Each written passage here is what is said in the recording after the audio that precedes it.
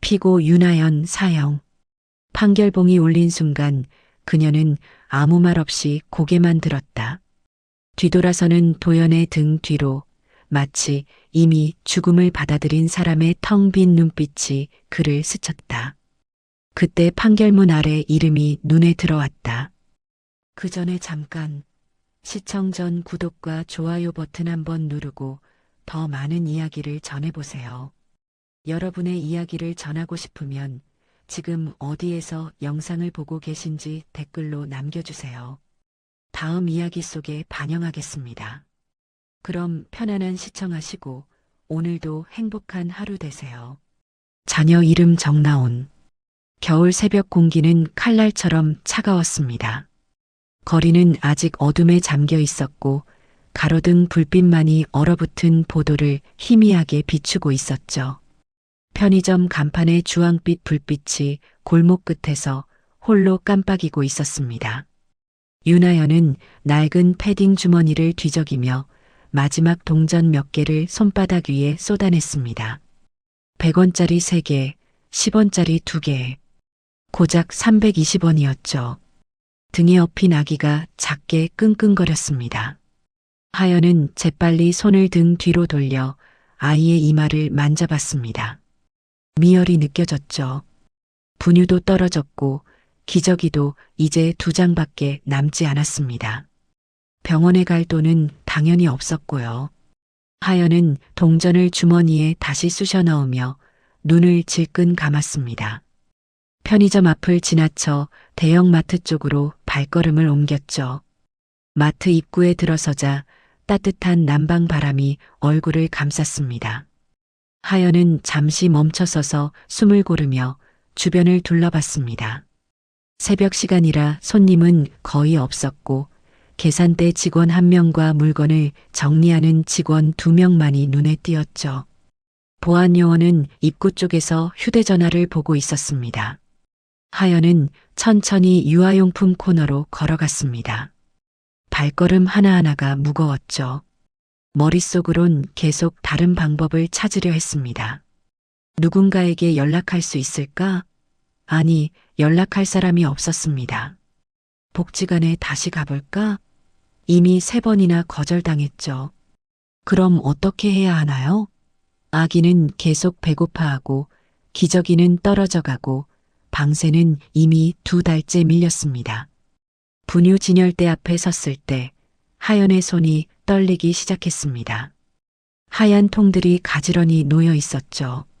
라움 분유 브랜드가 눈에 들어왔습니다.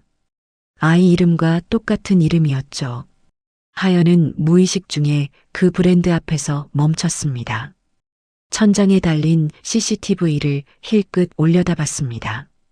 검은 방구형 카메라가 이쪽을 향하고 있는 것처럼 보였죠. 하연은 재빨리 시선을 내리며 미리 준비해온 헐거운 에코백을 어깨에 걸쳤습니다. 손이 계속 떨렸습니다. 가슴이 두근거렸고요. 입술을 깨물며 스스로에게 중얼거렸습니다.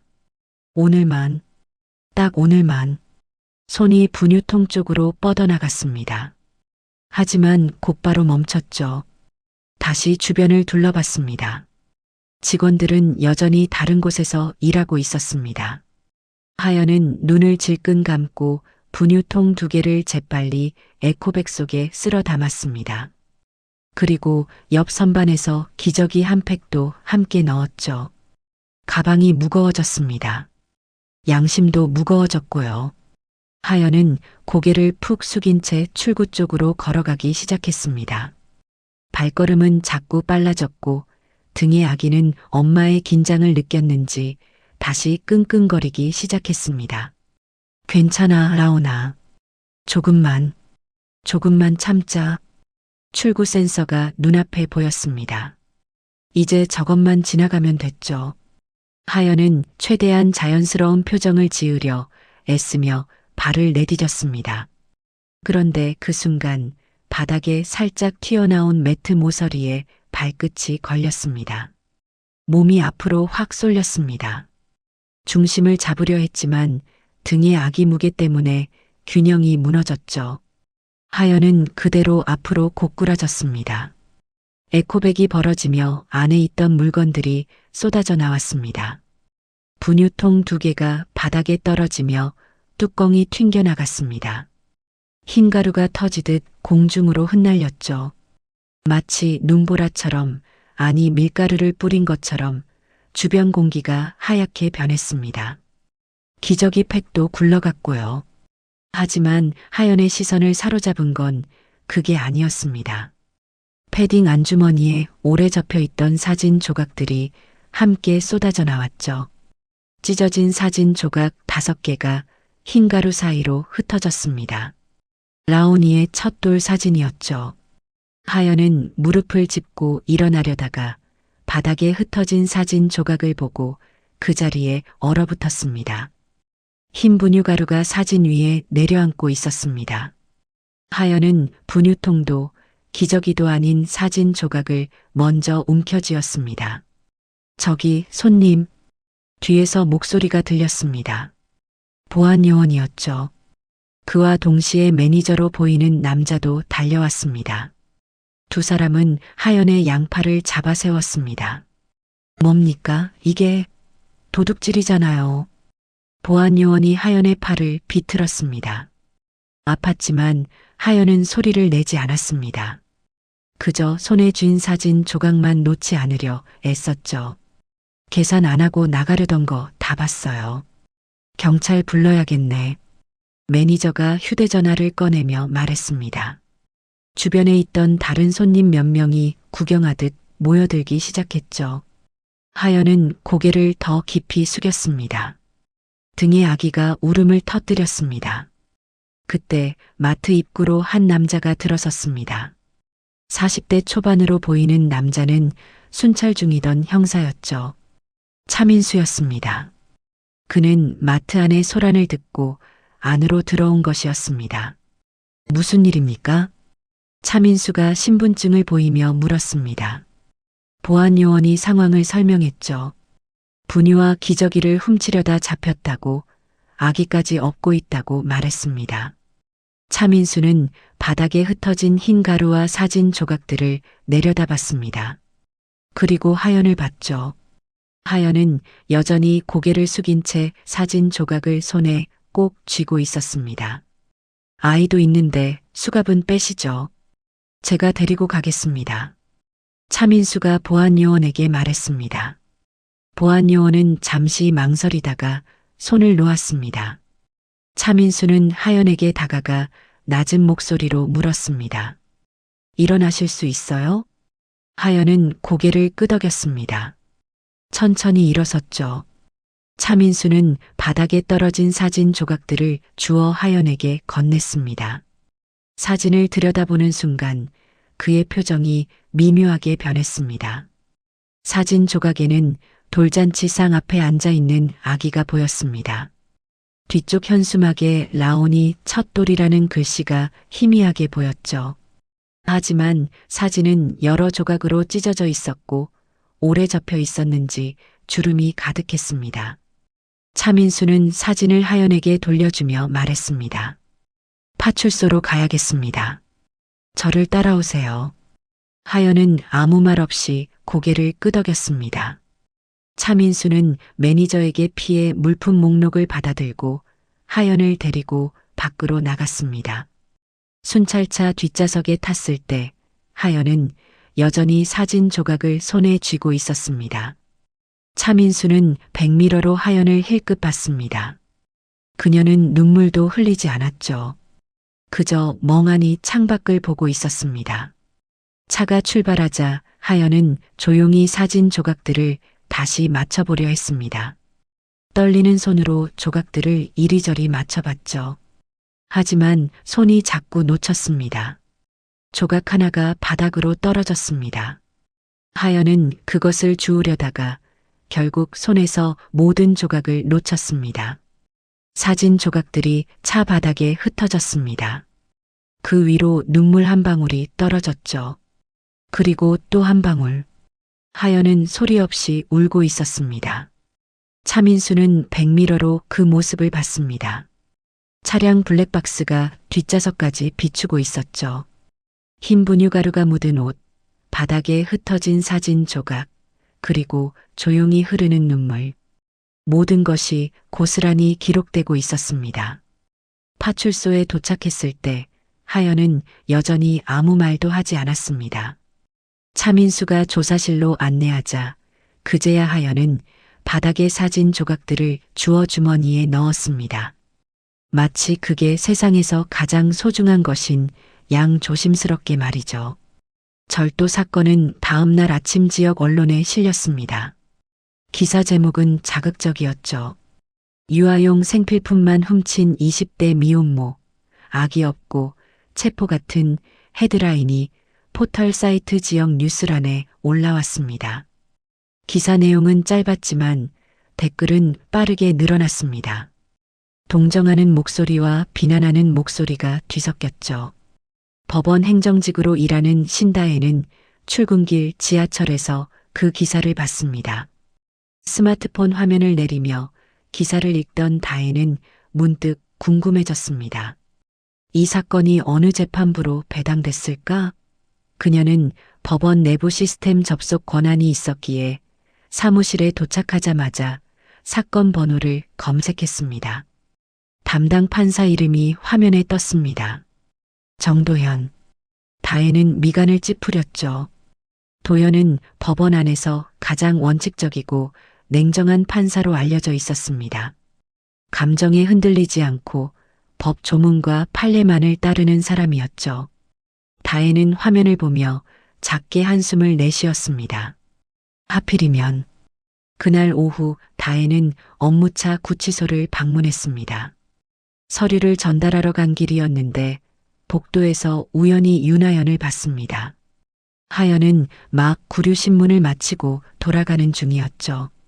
수의를 입은 하연은 고개를 푹 숙인 채 걷고 있었습니다. 다혜는 무심코 발걸음을 멈췄습니다.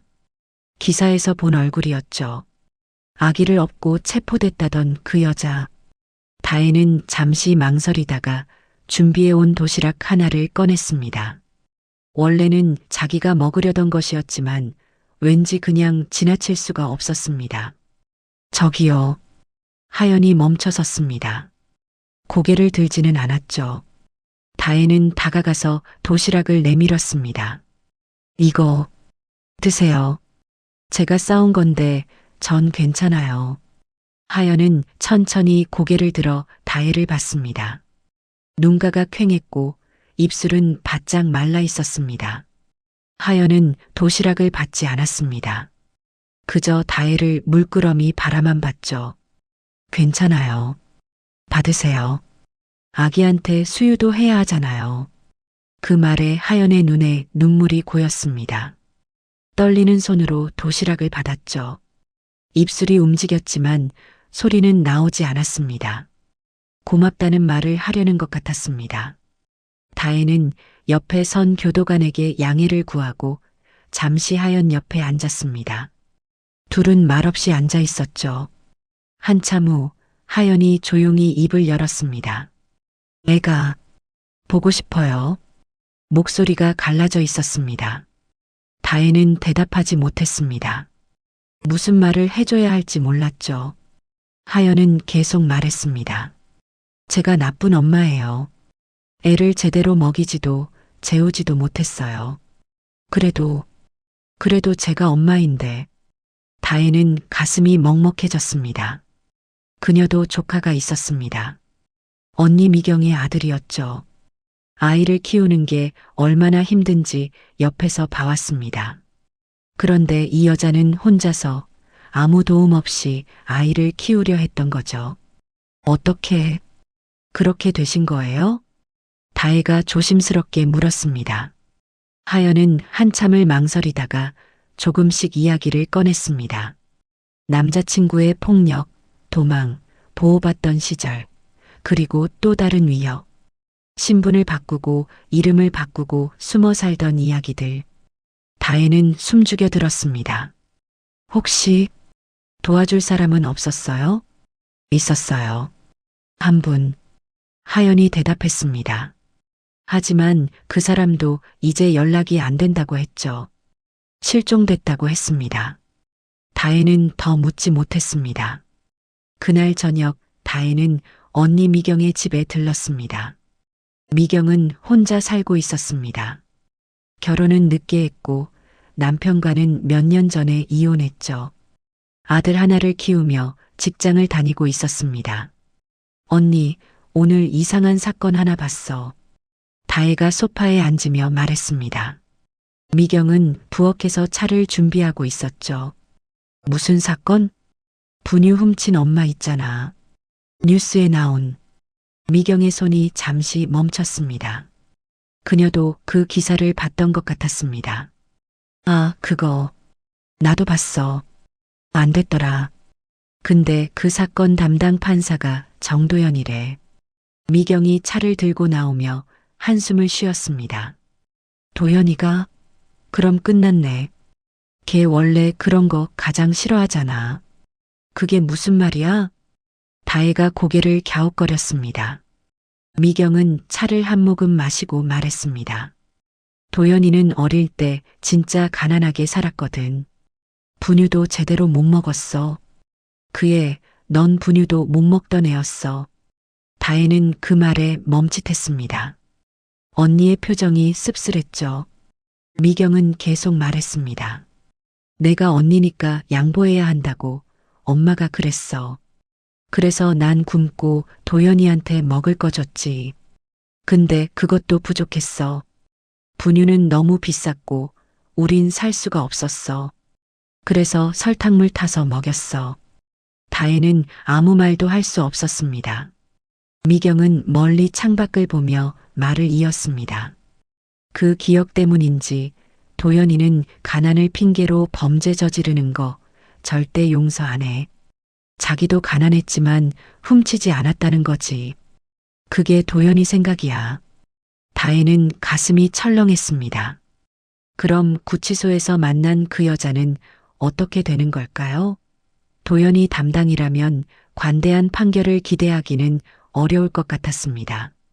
다음 날 다혜는 재판부 회의에 서류를 전달하러 갔습니다.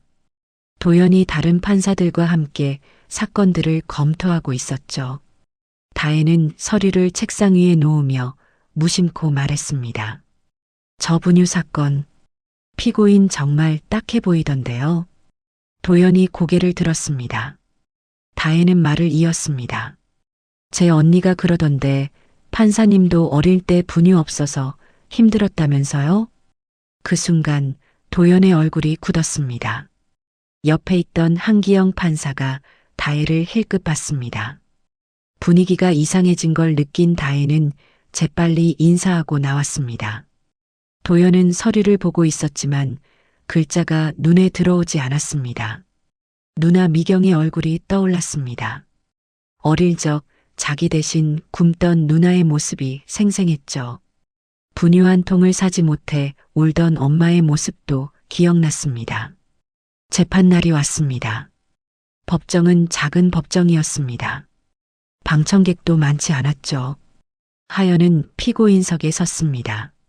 국선 변호사가 옆에 있었고 검사가 맞은편에 앉아 있었습니다. 도연이 재판장석에 앉았습니다. 그는 하연을 내려다봤습니다. 하연은 고개를 숙이고 있었죠. 창백한 얼굴에 초점 없는 눈. 마치 모든 걸 포기한 사람처럼 보였습니다. 피고인, 고개를 드십시오. 도연의 목소리는 차갑고 단호했습니다. 하연이 천천히 고개를 들었습니다. 두 사람의 시선이 잠깐 마주쳤죠. 하지만 도연은 곧바로 시선을 서류로 돌렸습니다. 국선 변호사가 일어나 변론을 시작했습니다. 그는 준비한 변론문을 읽었습니다. 생계형 범죄라는 것, 초범이라는 것, 양육해야 할 어린 자녀가 있다는 것. 전형적인 변론이었죠. 피고인은 그저 아이를 먹이고 싶었을 뿐입니다. 나쁜 의도가 있었던 게 아닙니다. 변호사의 목소리는 떨렸습니다. 준비가 부족한 게 역력했죠. 도연은 무표정하게 듣고 있었습니다. 검사가 일어나 의견을 밝혔습니다. 절도는 분명한 범죄 행위이며 생계형이라는 이유로 용인될 수 없다는 내용이었습니다. 법정은 조용했습니다. 도연은 판결문을 들여다봤습니다. 그의 머릿속에는 계속 미경의 목소리가 울렸습니다. 넌 분유도 못 먹던 애였어. 그 말이 귓가에서 떠나지 않았죠. 흰 분유 가루가 공중에 흩날리던 장면이 떠올랐습니다. 사진 조각을 주우려던 하연의 손이 보였습니다. 하지만 도연은 고개를 저었습니다. 감정에 흔들려선 안 됩니다. 법대로 해야 합니다. 피고인은 계획적으로 절도를 시도했습니다. 도연이 말하기 시작했습니다. 목소리는 더 차가워졌죠. 에코백을 미리 준비했고 CCTV 위치를 확인했으며 고의로 물건을 가방에 넣었습니다. 이는 우발적 범죄가 아닙니다. 하연은 여전히 고개를 숙이고 있었습니다. 국선 변호사는 할 말을 잃은 듯 입만 벙긋거렸습니다. 도연은 판결문을 계속 읽어 내려갔습니다. 법과 원칙, 형평성과 책임, 그가 평생 지켜온 가치들이었습니다. 하지만 입에서 나오는 말들이 점점 무겁게 느껴졌죠. 방청석에 앉아있던 신다혜는 불안한 표정으로 재판을 지켜봤습니다. 뭔가 잘못되어 가고 있다는 느낌이 들었습니다. 본 재판부는 도연이 마지막 문장을 읽으려는 순간 잠시 멈칫했습니다. 하연이 고개를 들고 도연을 똑바로 쳐다보고 있었기 때문입니다. 하연의 눈에는 눈물이 고여 있었지만 표정은 담담했습니다. 마치 이미 모든 걸 받아들인 사람처럼요. 도연은 시선을 피하며 판결문을 읽었습니다. 피고인에게 사형을 선고합니다.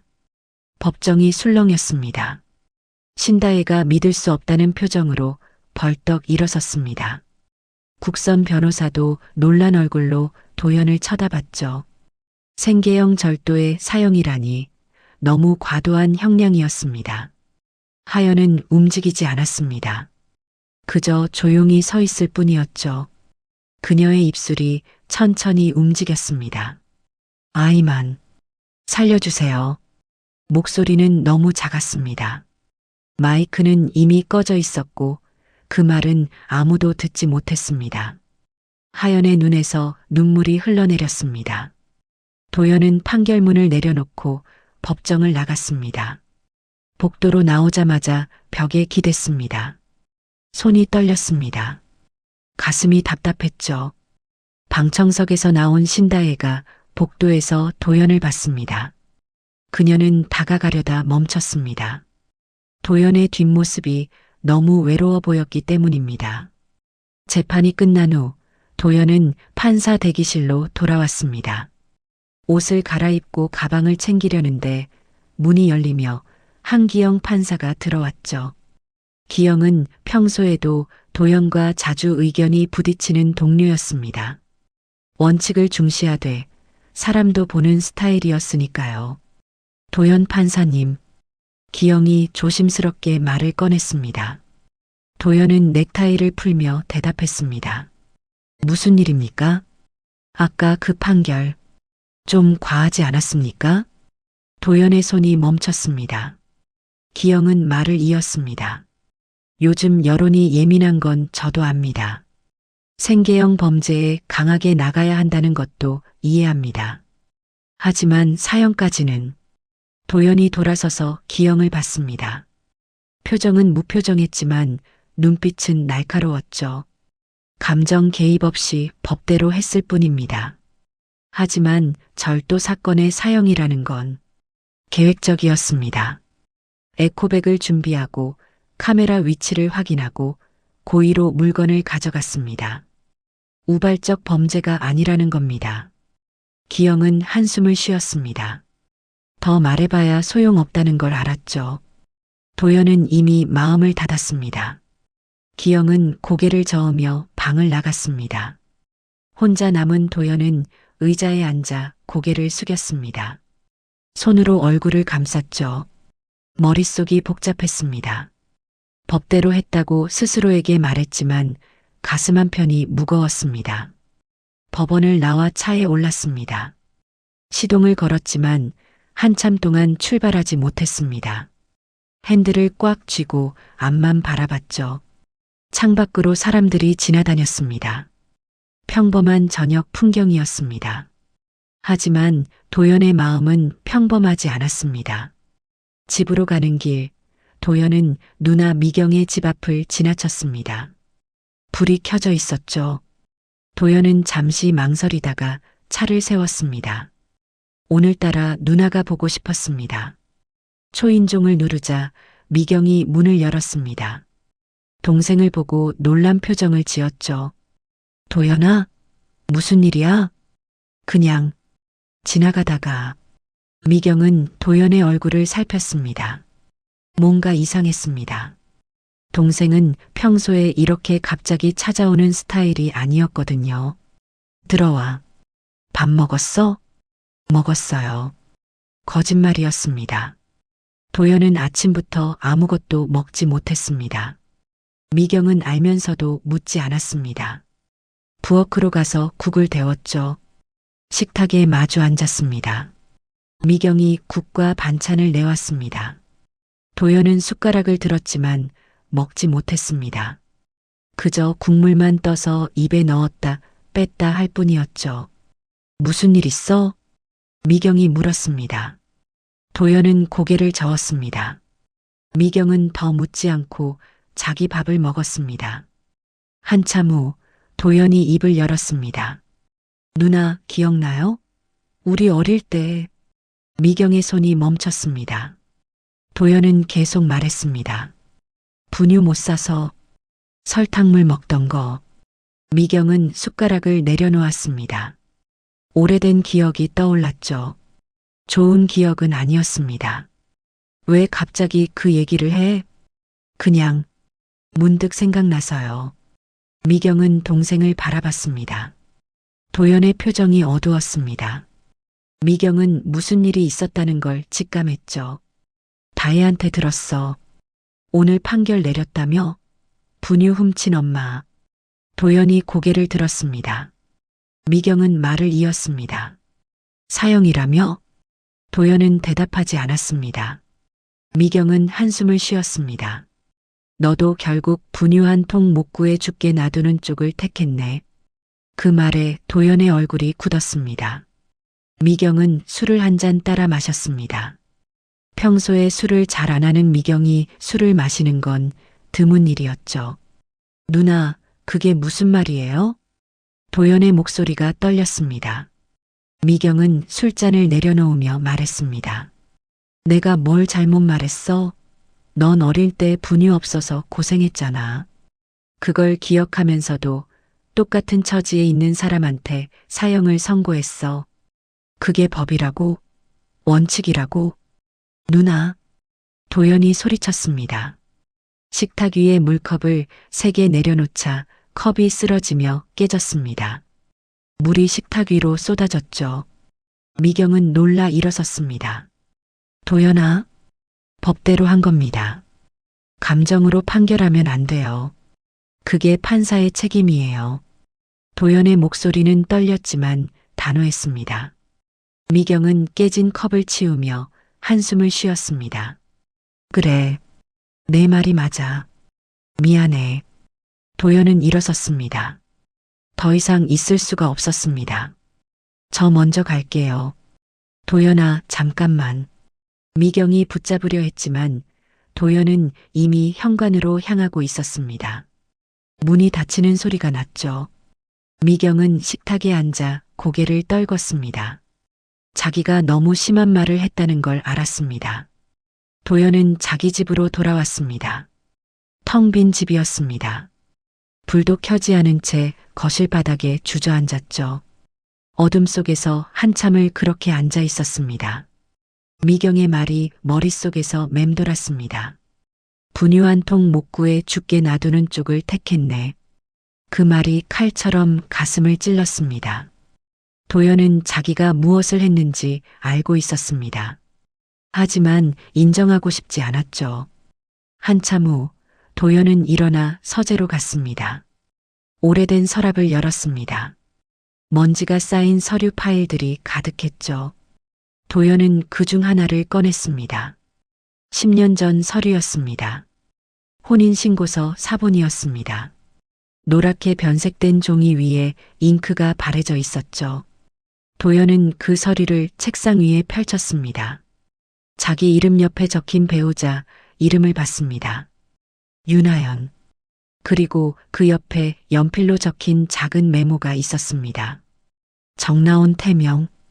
도연의 손이 떨렸습니다. 라온. 오늘 법정에서 들었던 그 이름. 하연이 마지막으로 남긴 말. 아이만.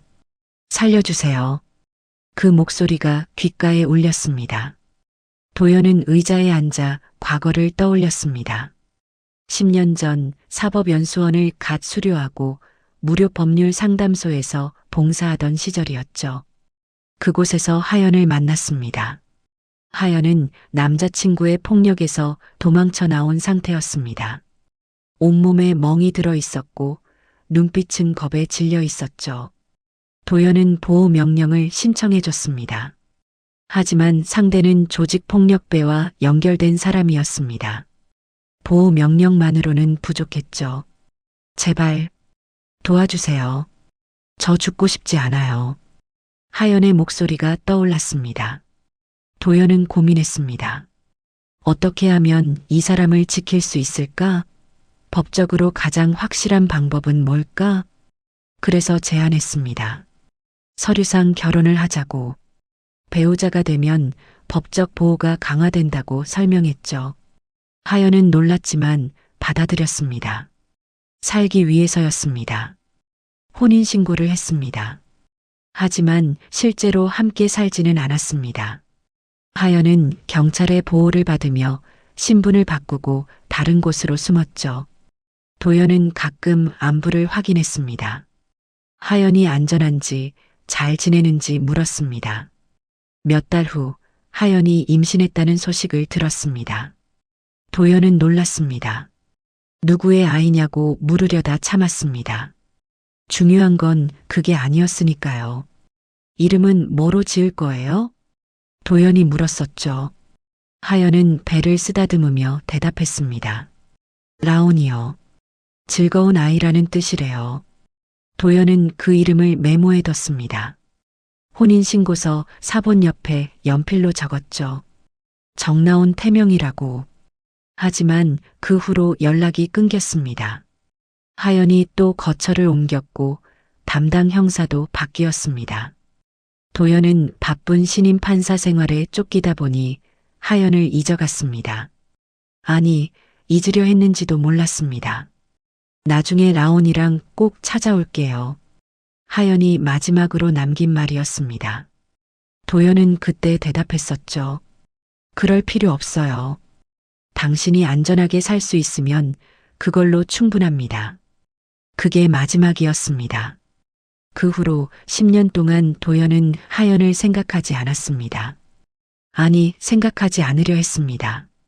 자기 삶을 살았고 판사로서 경력을 쌓았습니다. 냉철하고 원칙적인 판사로 이름을 알렸죠.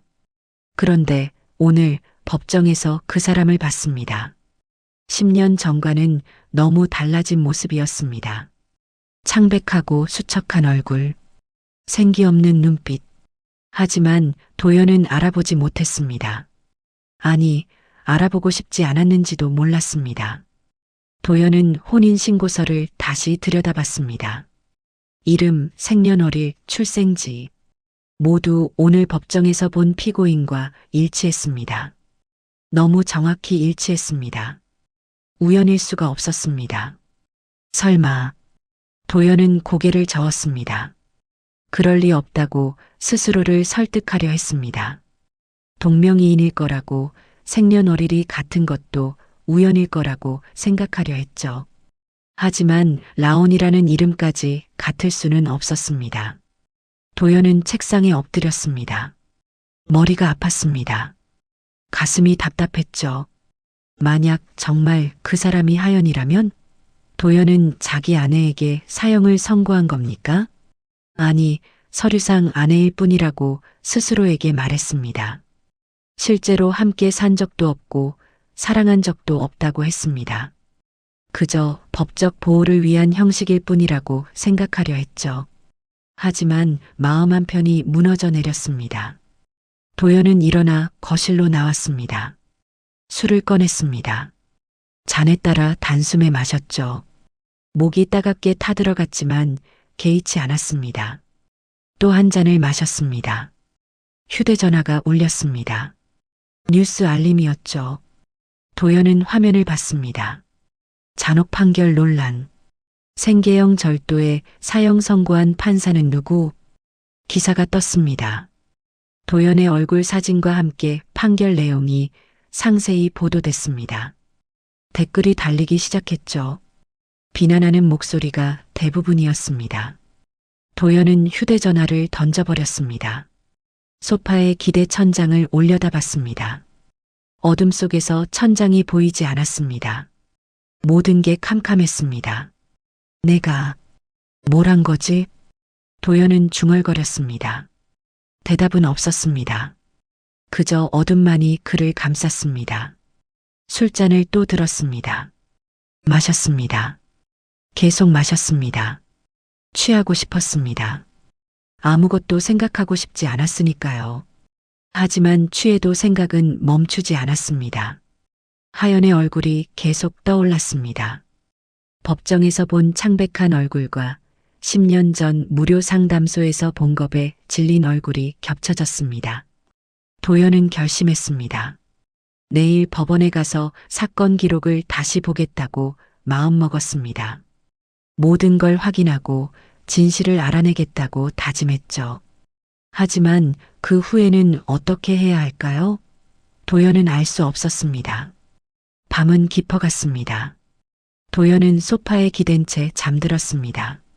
술병은 반쯤 비어 있었고 혼인신고서는 여전히 책상 위에 펼쳐져 있었습니다.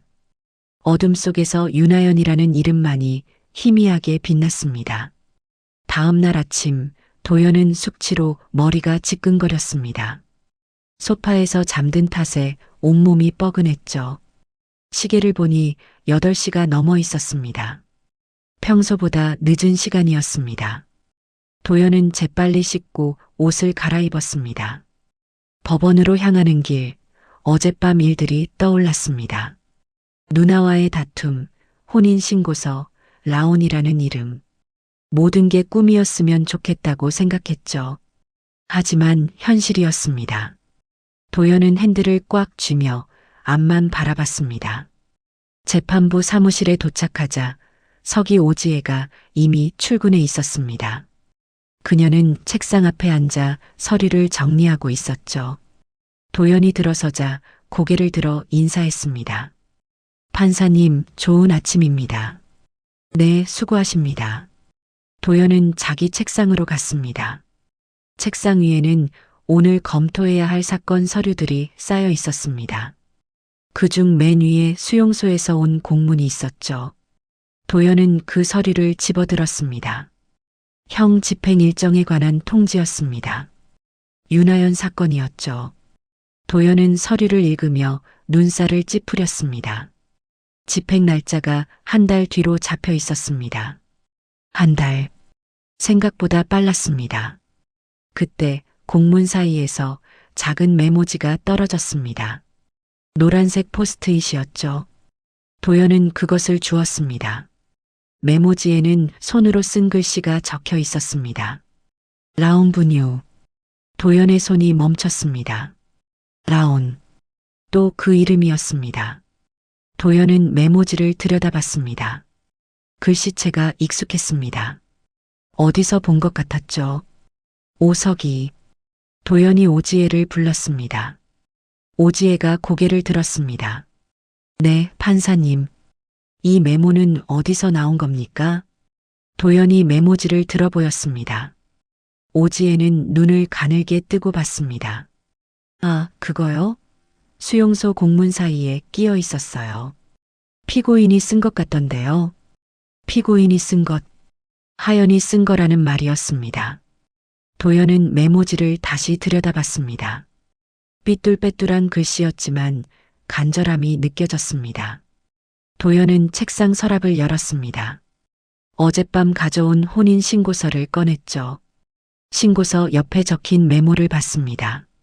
정나온 태명, 그리고 수용소에서 온 메모를 나란히 놓았습니다. 글씨체가 같았습니다. 정확히 똑같지는 않았지만 비슷한 느낌이었죠. 10년이란 시간이 흘렀지만 사람의 글씨는 크게 바뀌지 않는 법입니다. 도연은 두 종이를 번갈아 보며 숨을 깊이 들이마셨습니다. 판사님, 괜찮으세요? 오지혜가 걱정스럽게 물었습니다. 도연이 창백한 얼굴로 서류만 들여다보고 있었기 때문이었죠. 도연은 고개를 들어 오지혜를 봤습니다. 네, 괜찮습니다. 잠깐 나갔다 오겠습니다. 도연은 일어났습니다. 오지혜가 뭔가 말하려 했지만 도연은 이미 문을 나서고 있었습니다. 복도를 걷다가 멈춰 섰습니다. 어디로 가야 할까요? 도연은 고민했습니다. 기록실, 그곳에 가야 했습니다. 모든 사건 기록이 보관된 곳이었죠. 거기 가면 확인할 수 있을 겁니다. 하연의 과거 기록, 보호 신청 내역, 그리고 혼인신고 관련 서류까지 모두 있을 테니까요. 도연은 엘리베이터를 타고 지하로 내려갔습니다. 기록실은 법원 건물 지하 2층에 있었습니다. 형광등 불빛이 차갑게 빛나는 복도를 지나 기록실 문을 열었죠. 누구십니까? 기록 담당 계장이 물었습니다. 60대 초반의 남자였습니다. 도연은 신분증을 보이며 말했습니다. 정도연 판사입니다. 사건 기록을 열람하고 싶습니다. 사건 번호를 말씀해 주십시오. 도연은 메모지를 꺼내 사건 번호를 읽어줬습니다. 계장은 컴퓨터에 입력하더니 고개를 끄덕였습니다. 최근 사건이네요. 잠깐만 기다리십시오. 계장이 일어나 서가 사이로 들어갔습니다. 먼지 냄새가 났습니다. 도연은 기다리며 주변을 둘러봤습니다. 수많은 서류 상자들이 선반에 빼곡히 쌓여 있었죠. 수십 년치의 사건 기록들이었습니다. 여기 있습니다. 계장이 파일을 들고 나왔습니다. 두꺼운 파일이었습니다. 도연은 파일을 받아들고 열람실로 들어갔습니다. 작은 방이었습니다. 책상 하나와 의자 2개가 전부였죠. 도연은 의자에 앉아 파일을 펼쳤습니다. 손이 떨렸습니다. 첫 장은 기본 인적 사항이었습니다. 이름, 생년월일, 주소. 도연은 천천히 읽어 내려갔습니다. 성명 윤하연. 생년월일 1989년 4월 12일. 주소 서울시 관악구. 도연은 숨을 멈췄습니다. 생년월일이 정확히 일치했습니다. 혼인신고서에 적힌 것과 똑같았죠. 도연은 다음 페이지로 넘겼습니다. 정과 기록이 나왔습니다. 10년 전 경미한 절도 사건이 한 건 있었습니다. 생계형 절도였죠. 벌금형을 받았습니다. 그 후로는 깨끗했습니다. 오늘 사건이 2번째였습니다. 도연은 계속 페이지를 넘겼습니다. 그러다가 한 문서에서 멈췄습니다. 과거 보호 명령 신청 기록이었습니다. 10년 전 서류였죠. 신청인 윤하연. 신청 사유 가정폭력 피해. 담당 변호사 정도연. 도연의 심장이 뛰었습니다. 자기 이름이 거기 있었습니다. 담당 변호사로 기록돼 있었죠. 도연은 서류를 더 자세히 읽었습니다. 피신청인은 조직폭력배와 연루된 인물로 신청인에게 지속적인 폭력을 행사함. 신청인의 생명에 위협이 있다고 판단됨. 보호명령 발부 및 신분 위장 조치 권고.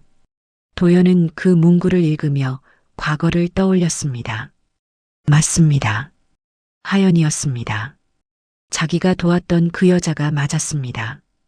도연은 다음 페이지를 넘겼습니다. 신분 변경 기록이 나왔습니다. 하연은 이름을 바꾸고 주민등록번호도 새로 받았습니다. 보호 대상자로 분류됐죠. 담당 형사는 서진이라는 사람이었습니다. 도연은 서진이라는 이름을 봤습니다.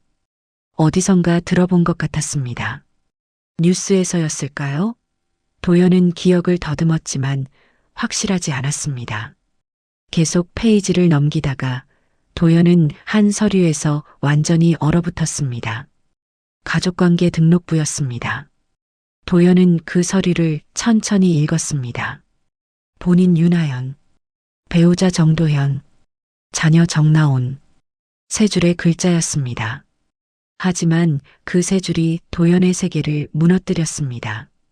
배우자 난에 자기 이름이 있었습니다. 자녀 난에는 라온이라는 이름이 있었죠. 도연은 서류를 놓았습니다.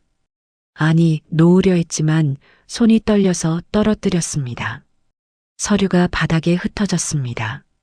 도연은 그대로 의자에서 미끄러져 바닥에 주저앉았습니다. 머리를 감쌌습니다. 숨이 막혔습니다. 가슴이 터질 것 같았죠.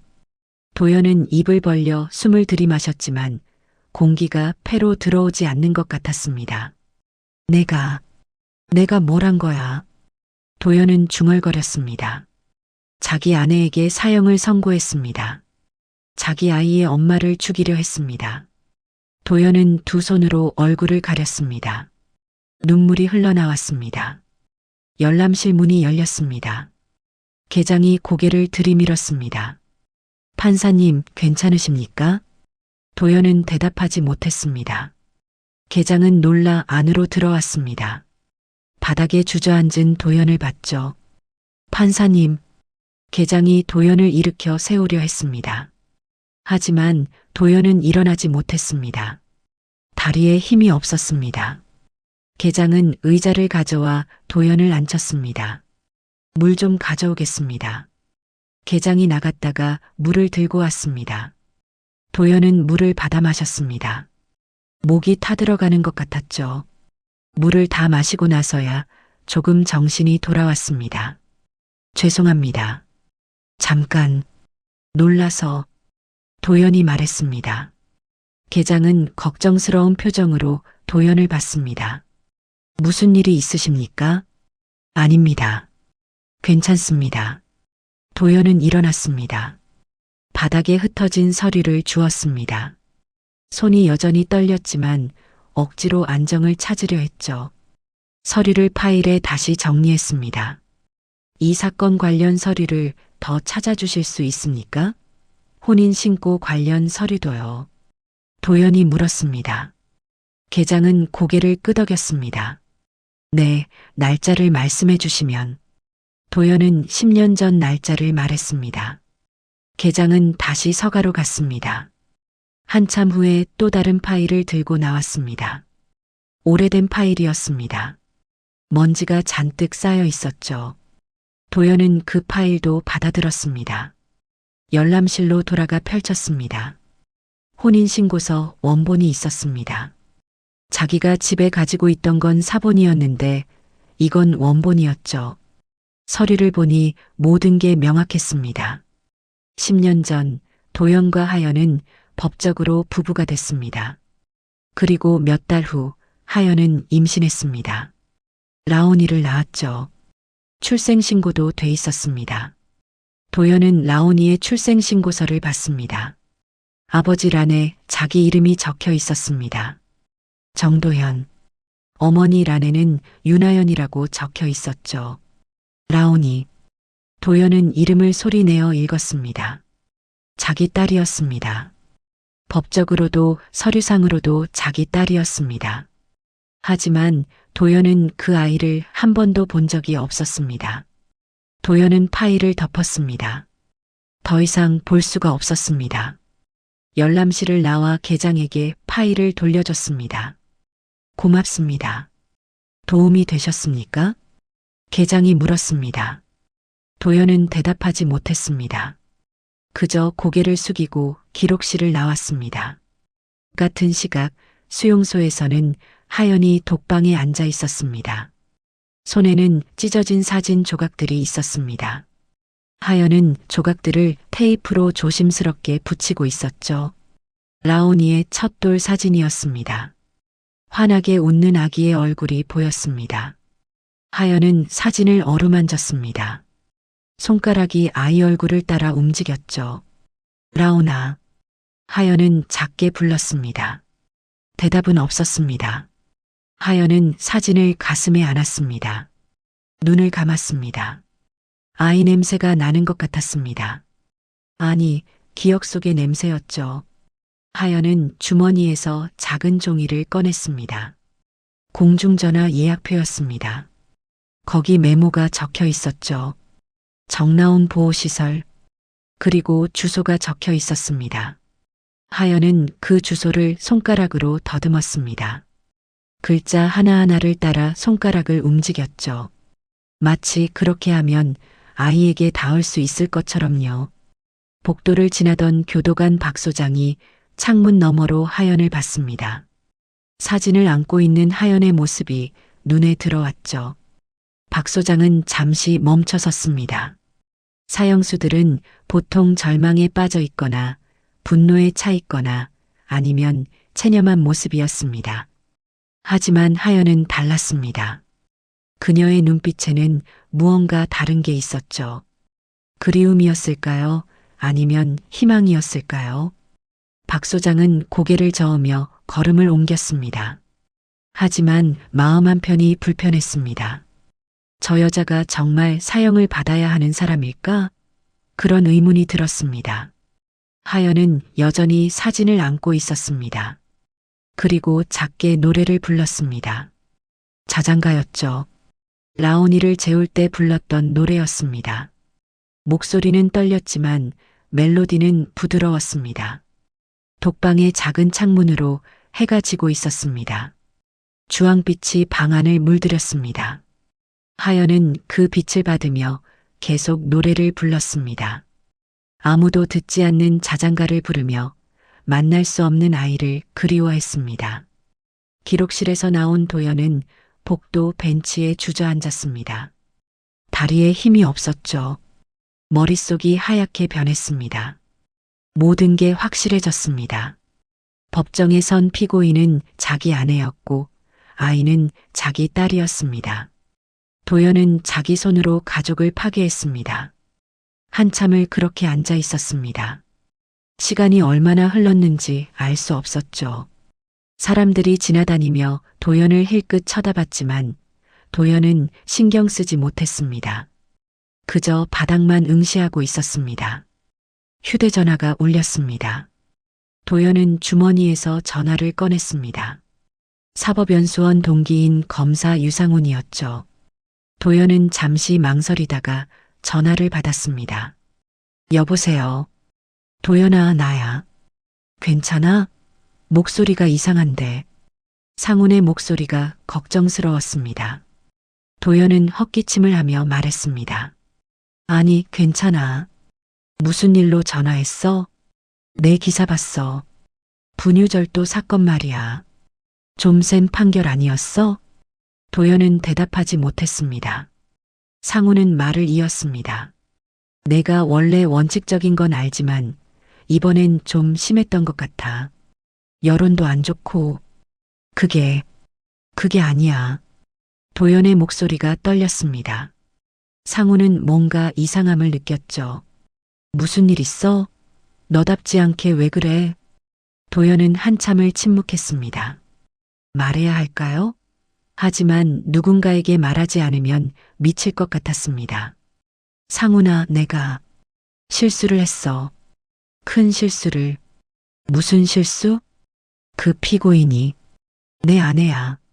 전화 너머로 침묵이 흘렀습니다. 상훈이 놀란 것 같았죠. 한참 후에 상훈이 물었습니다. 무슨 소리야? 내가 결혼했었어? 서류상이지만 10년 전에 혼인신고를 했어. 보호 목적이었어. 그런데 내가 몰랐어. 법정에서 못 알아봤어. 도연의 목소리가 점점 작아졌습니다. 상훈은 숨을 크게 들이마시는 소리를 냈습니다. 세상에. 그럼 지금 어떻게 할 거야? 모르겠어. 어떻게 해야 할지 모르겠어. 도연은 고백했습니다. 정말 몰랐습니다. 판사로서 자기가 내린 판결을 스스로 뒤집어야 한다는 게 말이 됩니까? 하지만 그렇게 하지 않으면 아내가 죽습니다. 도연아, 일단 만나야 돼. 피고인 면담을 신청해. 상훈이 말했습니다. 도연은 고개를 끄덕였습니다. 전화로는 보이지 않았지만 상훈은 알았던 것 같았습니다. 내가 도와줄게. 수용소에 연락해서 면회 주선할게. 명목은 사형 집행 전 피고인 면담으로 하면 돼. 고마워, 상훈아. 괜찮아. 우리 동기잖아. 일단 만나서 얘기해봐. 그리고 다음 단계를 생각하자. 전화를 끊고 나서 도연은 조금 마음이 정리됐습니다.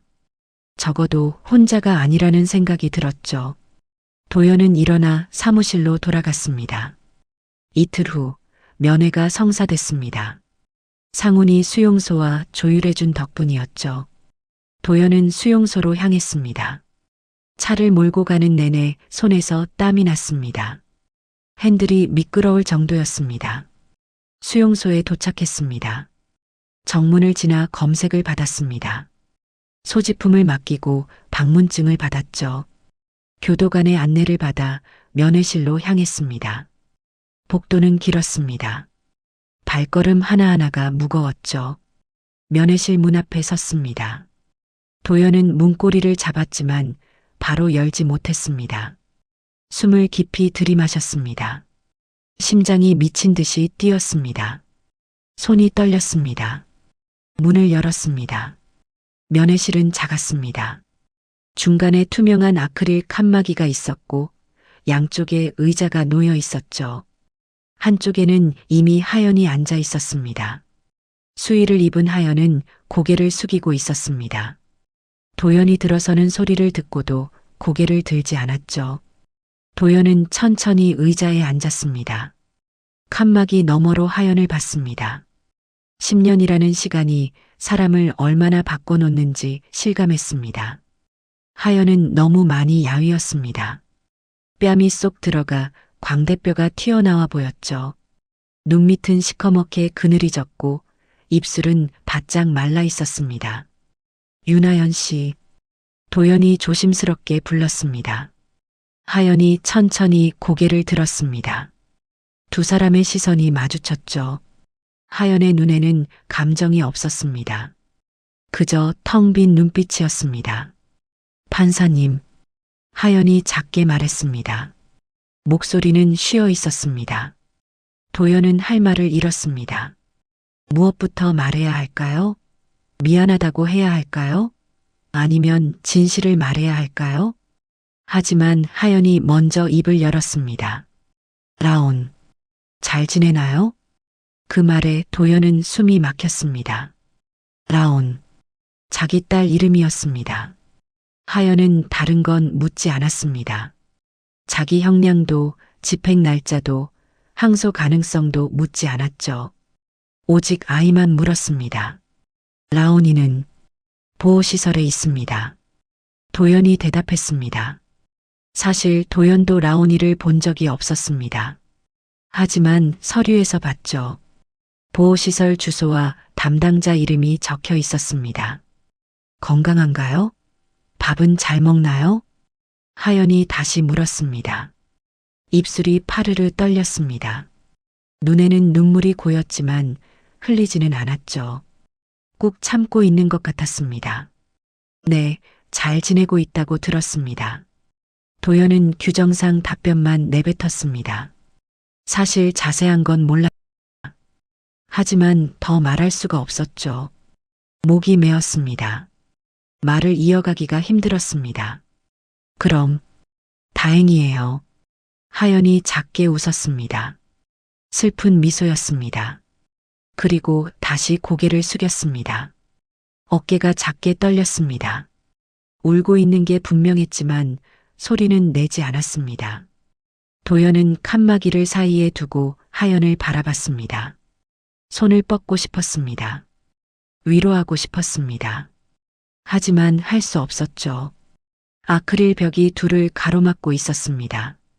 하연 씨, 저는 도연이 말을 시작하려는 순간 면회실 뒤쪽 문이 열렸습니다. 서기 오지혜가 들어왔습니다. 손에 서류 뭉치를 들고 있었죠. 도연은 놀라 돌아봤습니다. 판사님, 죄송합니다. 중요한 서류가 있어서요. 오지혜가 말했습니다. 도연 옆으로 다가와 책상 위에 서류를 올려놓았습니다.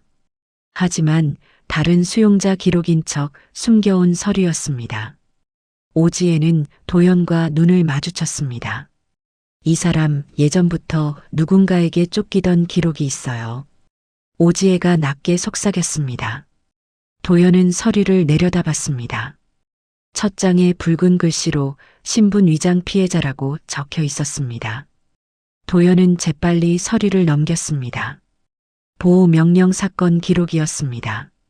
10년 전부터 최근까지의 기록이 시간순으로 정리돼 있었죠.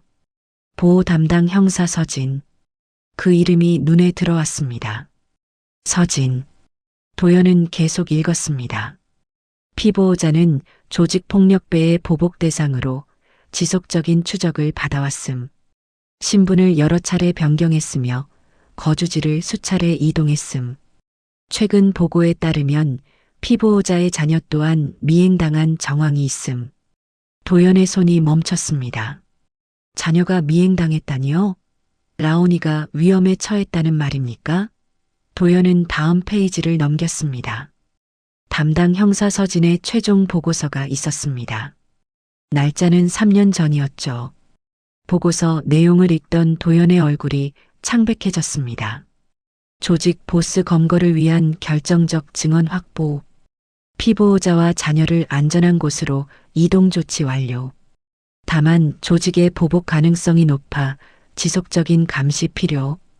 그리고 마지막 페이지에는 붉은 도장이 찍혀 있었습니다. 서진 실종. 도연은 서류를 놓았습니다. 모든 게 연결됐습니다. 하연은 단순한 절도범이 아니었습니다. 조직의 보복을 피해 도망치다 몰린 사람이었죠. 보호해주던 형사마저 실종됐고 혼자 아이를 지키려 했습니다. 그러다 분유를 훔칠 수밖에 없었던 겁니다. 도연은 칸막이 너머 하연을 봤습니다. 하연은 여전히 고개를 숙이고 있었습니다. 자기가 어떤 서류를 보고 있는지 모르는 것 같았죠.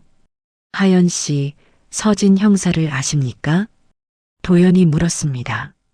하연의 몸이 굳었습니다. 천천히 고개를 들었죠. 눈빛이 달라져 있었습니다. 두려움이 섞인 눈빛이었습니다. 어떻게 그분을 알고 계세요? 기록에 있었습니다. 당신을 보호하던 형사였죠. 하연은 입술을 깨물었습니다. 눈물이 흘러내렸습니다. 이번에는 참지 못했죠. 서진 형사님은 저를 지켜주셨어요. 제가 죽을 뻔했을 때 구해주셨어요. 라온이도 지켜주셨고요. 하지만 실종됐습니다. 도연의 말에 하연이 고개를 끄덕였습니다. 3년 전이었어요. 어느 날 갑자기 연락이 끊겼어요. 찾아봤지만 아무도 몰랐어요. 하연의 목소리가 떨렸습니다. 도연은 서류를 다시 봤습니다. 서진 실종 날짜와 마지막 보고서 날짜가 일치했습니다. 그 후로는 어떻게 지냈습니까? 혼자 숨어 살았어요. 라온이랑 둘이서요. 이름도 바꾸고 집도 자주 옮기고 누가 쫓아올까봐 무서웠어요. 하연의 고백이 이어졌습니다. 도연은 말없이 들었습니다. 가슴이 찢어지는 것 같았죠. 돈이 떨어졌어요. 일을 하려 해도 신분증 문제 때문에 제대로 된 일을 못 구했어요. 라온이는 계속 배고파했고 하연은 말을 잇지 못했습니다. 울음이 터져 나왔습니다. 이번에는 소리내어 울었습니다. 온몸을 떨며 울었죠. 도연은 자리에서 일어났습니다. 칸막이 앞으로 다가갔습니다. 손을 아크릴 벽에 댔습니다. 하연도 손을 뻗었습니다. 칸막이를 사이에 두고 두 사람의 손이 마주했습니다. 닿지는 않았지만요. 죄송합니다. 제가 몰랐습니다. 도연의 목소리가 떨렸습니다. 하연은 고개를 저었습니다. 아니에요. 판사님 잘못이 아니에요. 제가 도둑질을 했으니까요. 아닙니다. 당신은 살려고 한 겁니다. 아이를 살리려고 한 거예요. 도연은 말했습니다. 면회 시간이 끝나갔습니다. 교도관이 들어와 시간을 알렸죠. 도연은 일어나야 했습니다. 하지만 발이 떨어지지 않았습니다. 라온이를 부탁드려요. 하연이 마지막으로 말했습니다. 도연은 고개를 끄덕였습니다. 제가 지키겠습니다. 약속합니다. 면회실을 나와 복도에 섰습니다. 도연은 벽에 기대숨을 몰아쉬었습니다. 다리에 힘이 없었습니다. 주저앉고 싶었지만 참았습니다. 오지혜가 옆에 서 있었습니다. 그녀도 표정이 어두웠죠. 판사님, 이 사건 뭔가 이상해요. 압니다. 도연이 대답했습니다. 오지혜는 말을 이었습니다. 단순한 절도 사건이 아닌 것 같아요. 저 사람 누군가에게서 도망치고 있었어요. 계속요. 도연은 고개를 끄덕였습니다.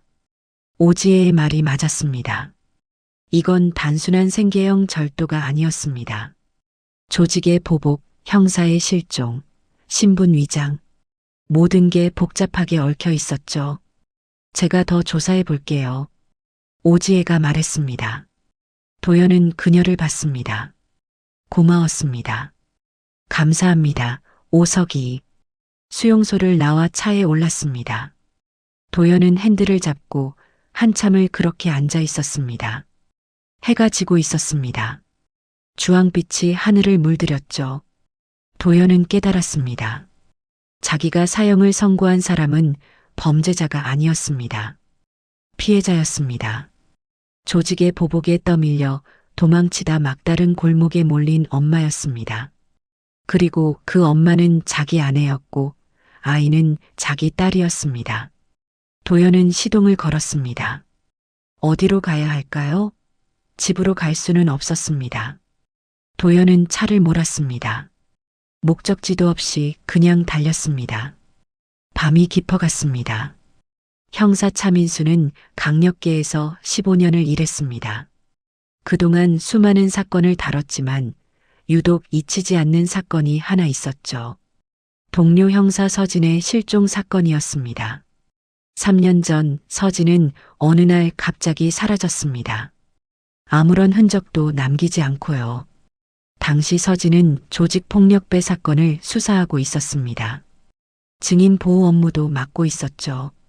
하지만 어느 날부터 연락이 끊겼고 일주일 후 실종 신고가 접수됐습니다. 경찰은 수사했지만 아무것도 찾지 못했습니다. 서진은 그렇게 미제 사건으로 남았죠. 차민수는 개인적으로 서진의 흔적을 쫓고 있었습니다. 공식 수사는 종결됐지만 민수는 포기할 수 없었습니다. 서진은 단순한 동료가 아니었습니다. 민수가 신입이었을 때 많은 걸 가르쳐준 선배였죠. 그런 선배가 흔적도 없이 사라진다는 게 말이 됩니까? 분유절도 사건을 처음 봤을 때 민수는 직감했습니다. 뭔가 이상하다고요. 엄마의 눈빛이 보통 절도범과 달랐습니다. 겁에 질린 눈빛이었지만 동시에 무언가로부터 도망치는 사람의 눈빛이었죠. 마트에서 쏟아진 사진 조각을 봤을 때도 그랬습니다. 사진 뒷면에 희미하게 적힌 메모가 있었죠. 보호시설 연락 금지. 민수는 그 메모를 사진으로 찍어뒀습니다. 뭔가 더 큰 이야기가 숨어 있다는 느낌이 들었습니다. 판결이 내려진 후 민수는 본격적으로 움직이기 시작했습니다. 윤하연이라는 이름을 데이터베이스에서 검색했죠. 신분 위장 기록이 나왔습니다. 그리고 보호 담당 형사 이름에서 민수는 얼어붙었습니다. 서진. 민수의 실종된 선배였습니다. 민수는 곧바로 과거 기록을 뒤지기 시작했습니다. 서진이 담당했던 사건들, 보호 대상자 명단, 마지막 보고서까지 모두 찾아봤죠. 그리고 하연의 이름을 발견했습니다. 민수는 서진의 개인 물품 보관함을 찾아갔습니다. 실종자의 물품은 일정 기간 보관하게 돼 있었죠. 먼지가 쌓인 상자를 열었습니다. 서진의 예비 휴대전화가 있었습니다. 배터리는 방전돼 있었죠. 민수는 전화기를 충전했습니다. 화면이 켜지자 비밀번호를 입력했습니다. 서진이 생전에 자주 쓰던 번호였죠. 다행히 맞았습니다. 민수는 파일들을 확인하기 시작했습니다. 사진과 영상이 많았습니다. 대부분 감시 활동 중 찍은 것들이었죠. 민수는 하나씩 열어봤습니다. 그러다가 한 영상에서 멈췄습니다. 제목이 라온 유치원 급함이었습니다. 영상을 재생했습니다. 유치원 앞 거리가 보였습니다. 아이들이 하원하는 시간인 것 같았죠. 부모들이 아이들을 데리러 와 있었습니다. 카메라는 특정 아이를 따라가고 있었습니다. 작은 여자아이였습니다. 노란색 가방을 메고 있었죠. 선생님 손을 잡고 걸어 나왔습니다.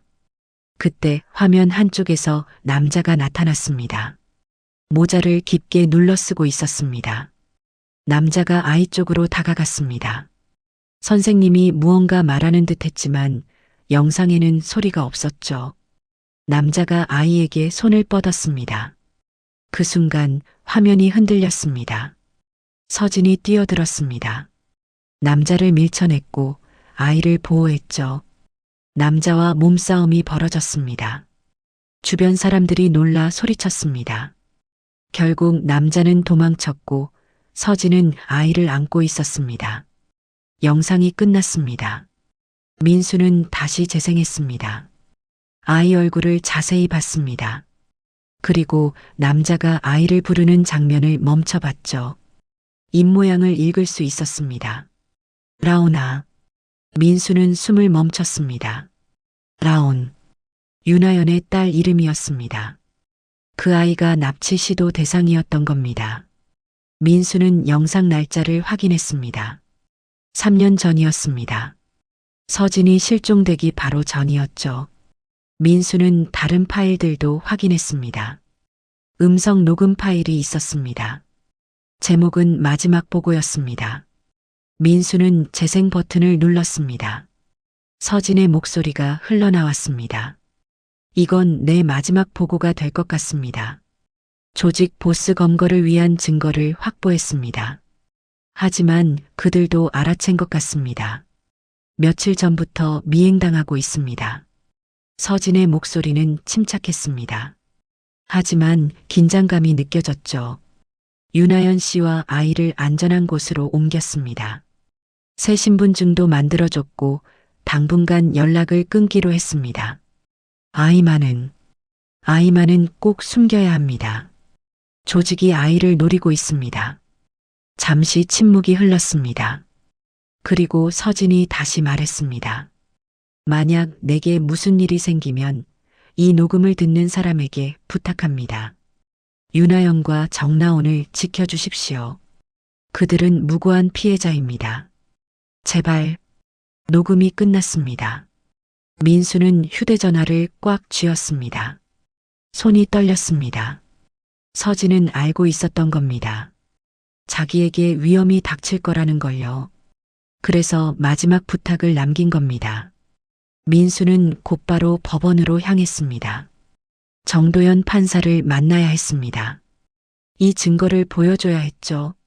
하연의 사형을 막아야 했습니다. 법원에 도착해 도연을 찾았습니다. 도연은 사무실에 있었죠.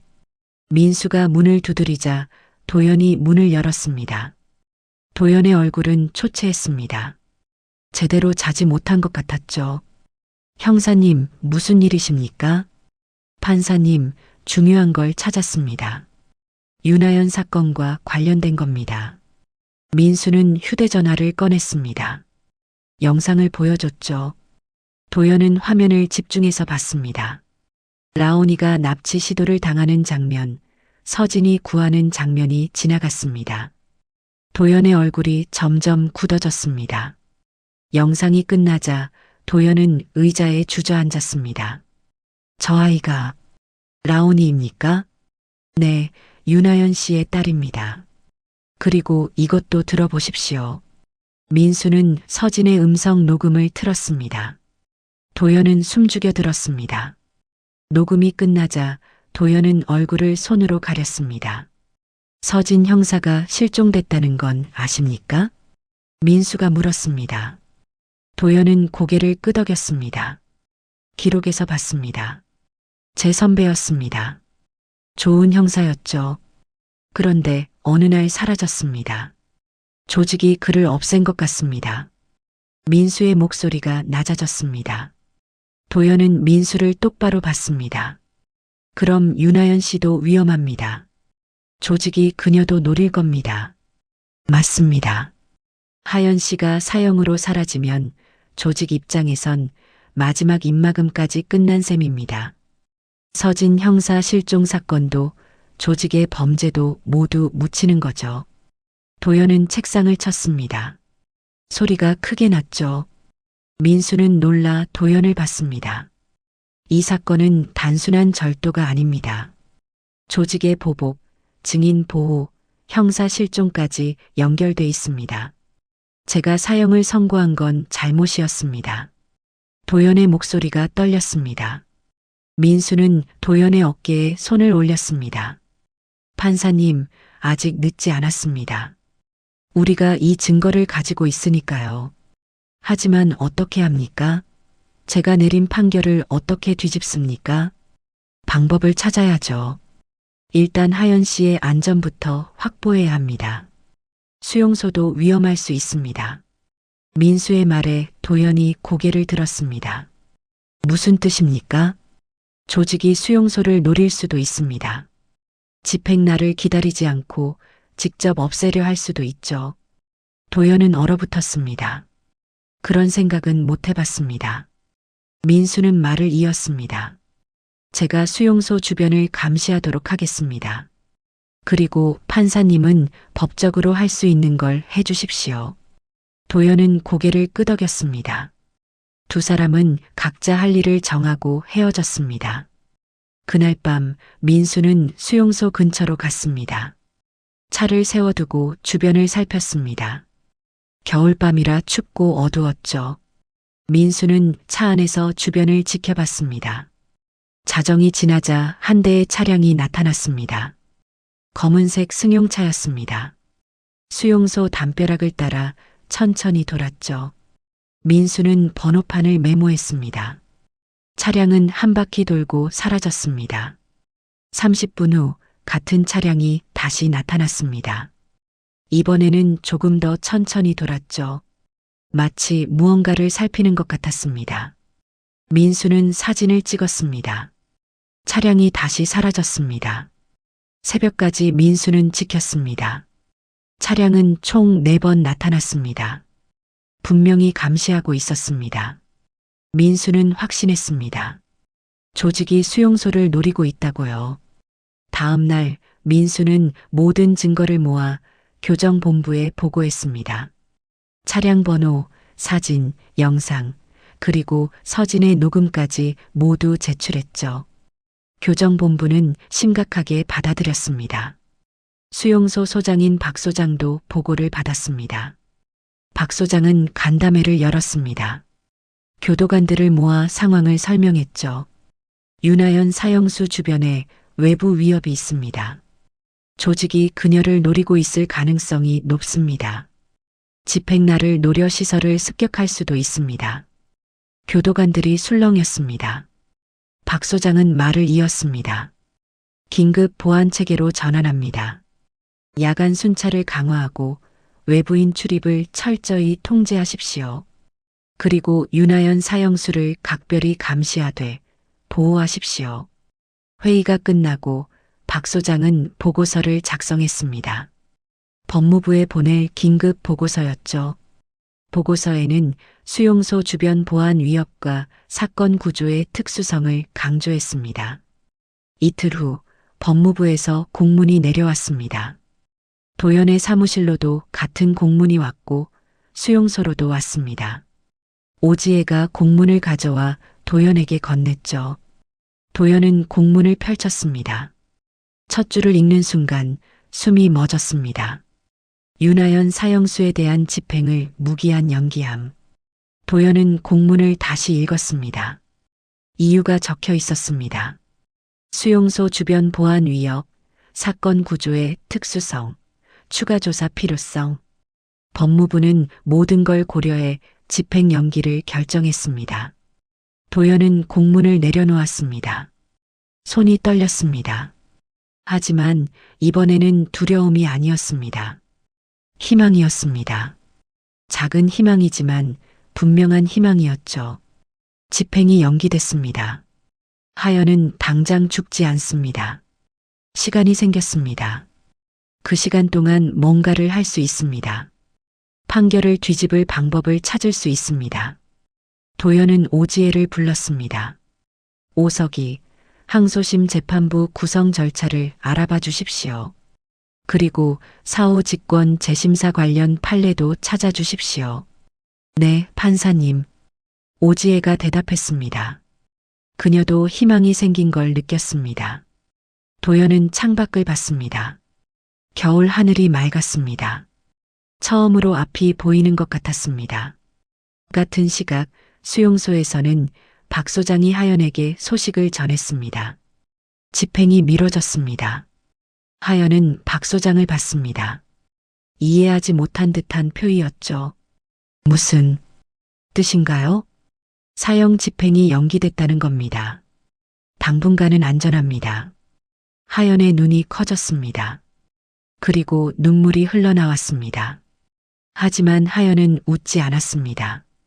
오히려 걱정스러운 표정을 지었죠. 그럼 라온이는 더 오래 불안해지는 거 아닌가요? 엄마가 언제 사라질지 모른다고 계속 기다려야 하잖아요. 박 소장은 그 말에 놀랐습니다.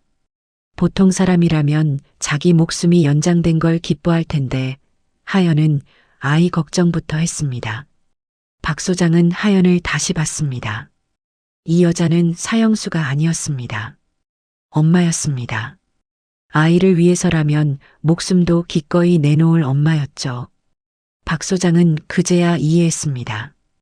왜 이 여자가 분유를 훔쳤는지, 왜 체념한 얼굴로 사형을 받아들였는지요.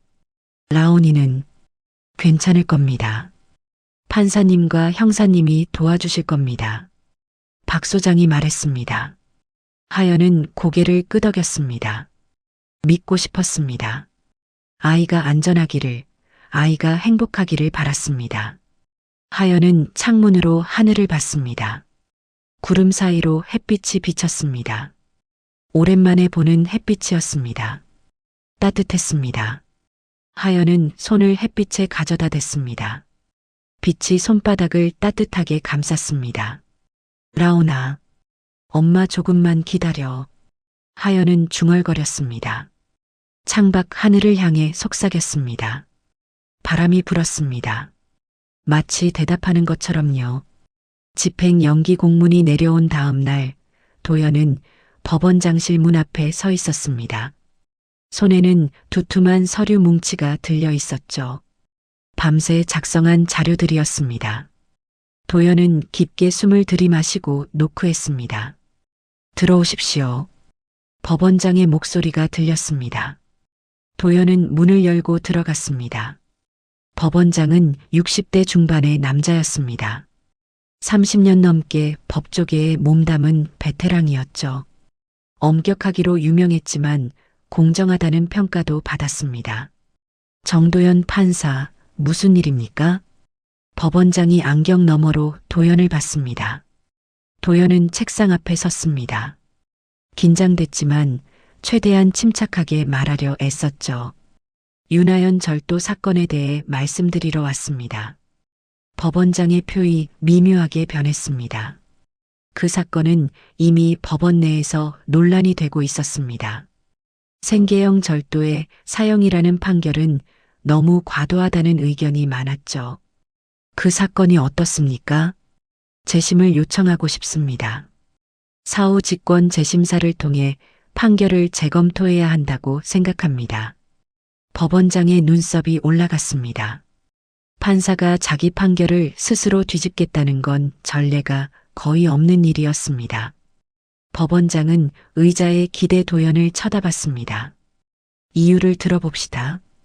도연은 서류를 법원장 책상 위에 올려놓았습니다. 그리고 천천히 설명하기 시작했습니다. 하연의 과거, 신분 위장, 조직의 추적, 서진 형사의 실종, 라온이에 대한 납치 시도까지 모든 걸 말했습니다. 법원장은 서류를 넘기며 들었습니다. 표정은 굳어 있었지만 눈빛은 진지했죠.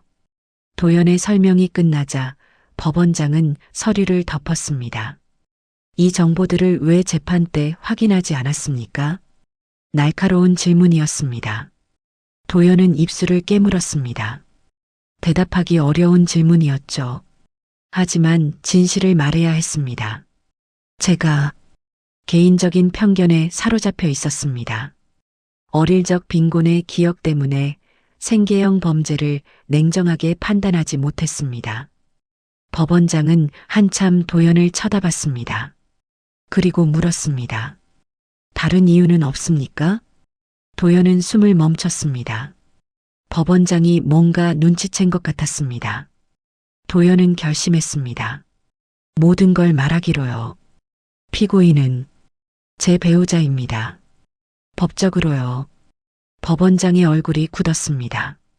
주변이 조용해졌습니다. 시계 초침 소리만 들렸죠. 무슨 말입니까? 10년 전 피고인이 가정폭력 피해를 입었을 때 보호 목적으로 혼인신고를 했습니다. 서류상 결혼이었지만 법적으로는 유효합니다. 그리고 피고인의 딸 정나오는 제 딸로 등록돼 있습니다. 도연은 혼인신고서, 사본과 가족관계 등록부를 꺼내 보였습니다. 법원장은 서류를 받아들고 꼼꼼히 읽었습니다. 한참 후 법원장은 서류를 내려놓았습니다. 정판사, 이건 심각한 이해 충돌입니다. 왜 재판 전에 회피 신청을 하지 않았습니까? 몰랐습니다. 진심으로 몰랐습니다.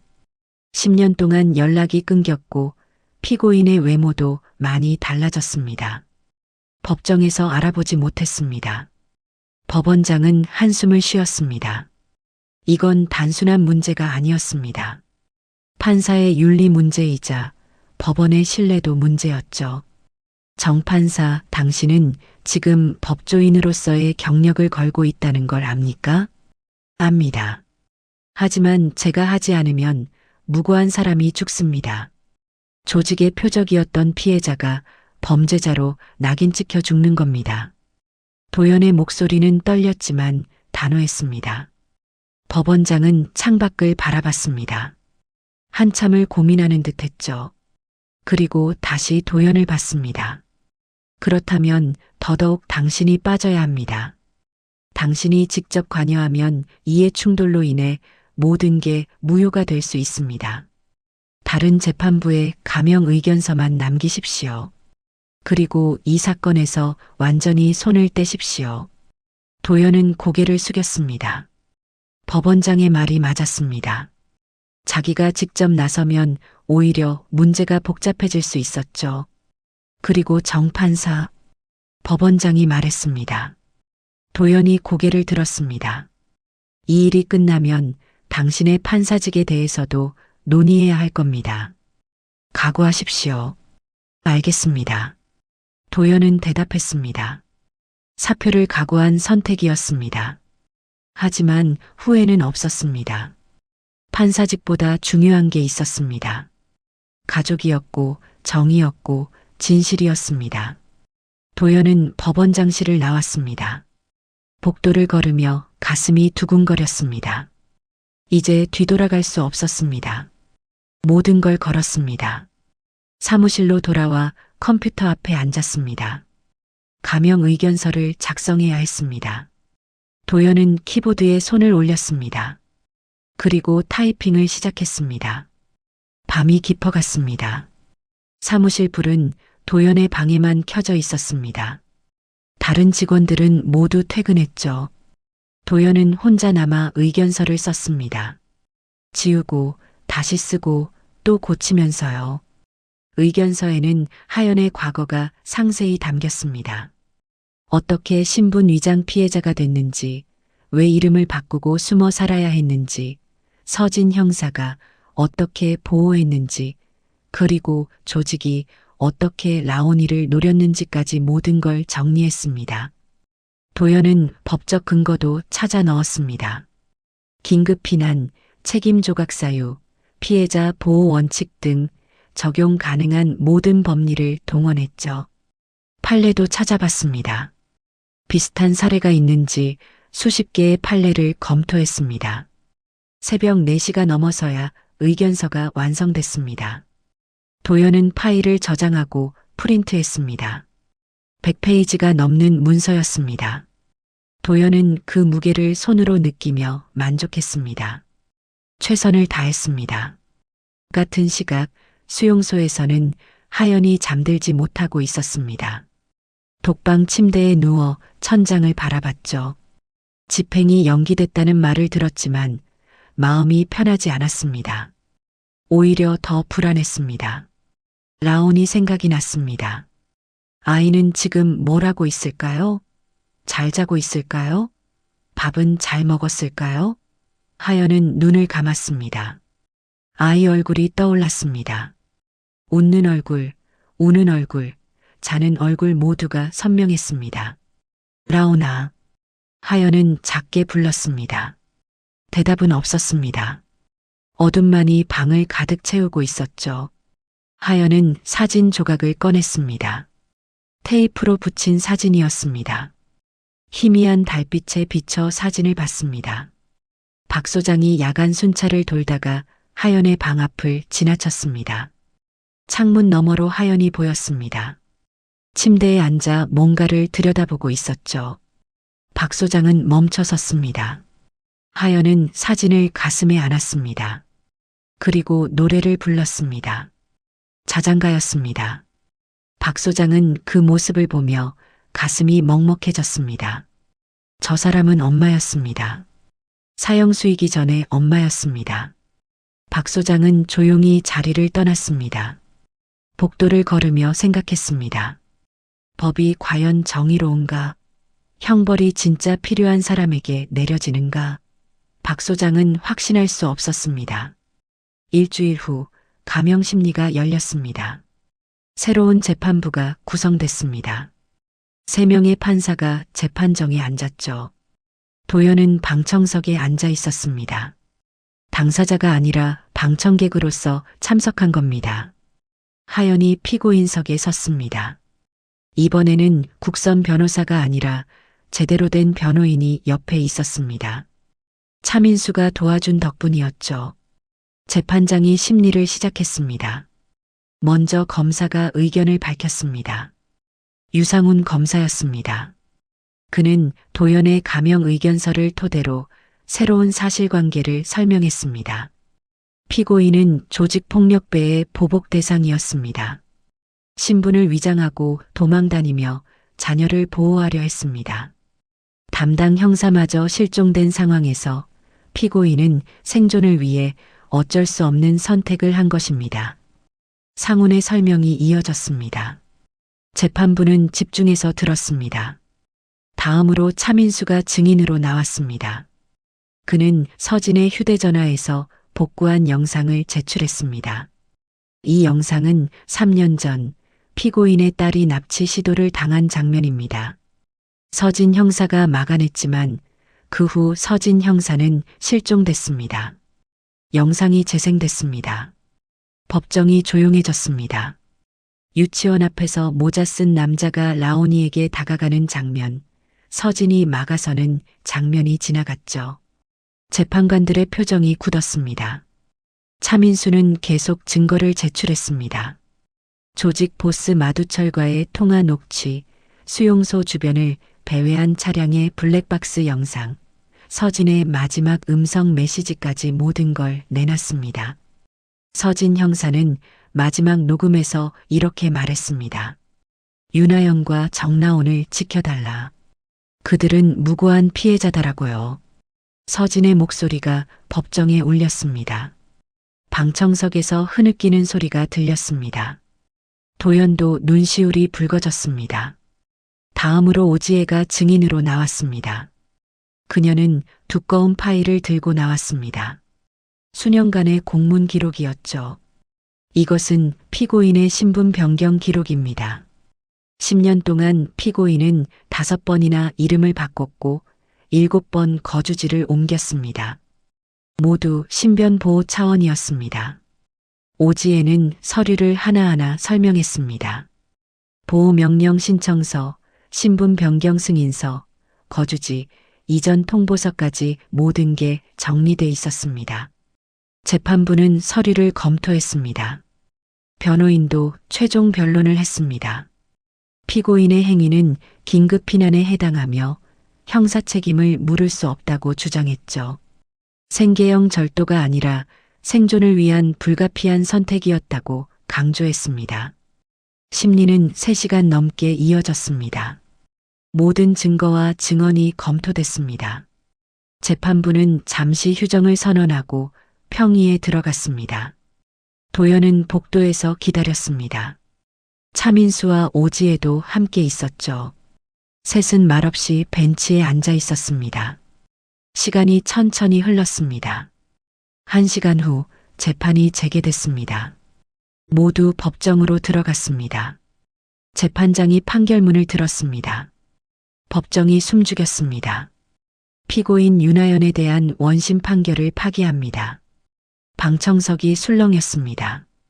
도연은 숨을 멈췄습니다. 재판장이 계속 읽었습니다. 피고인은 조직의 보복을 피해 도망치던 중 궁지에 몰렸고 자녀를 보호하기 위해 불가피한 선택을 한 것으로 판단됩니다. 이는 긴급 피난에 해당하며 형사 책임을 감경할 사유가 충분합니다.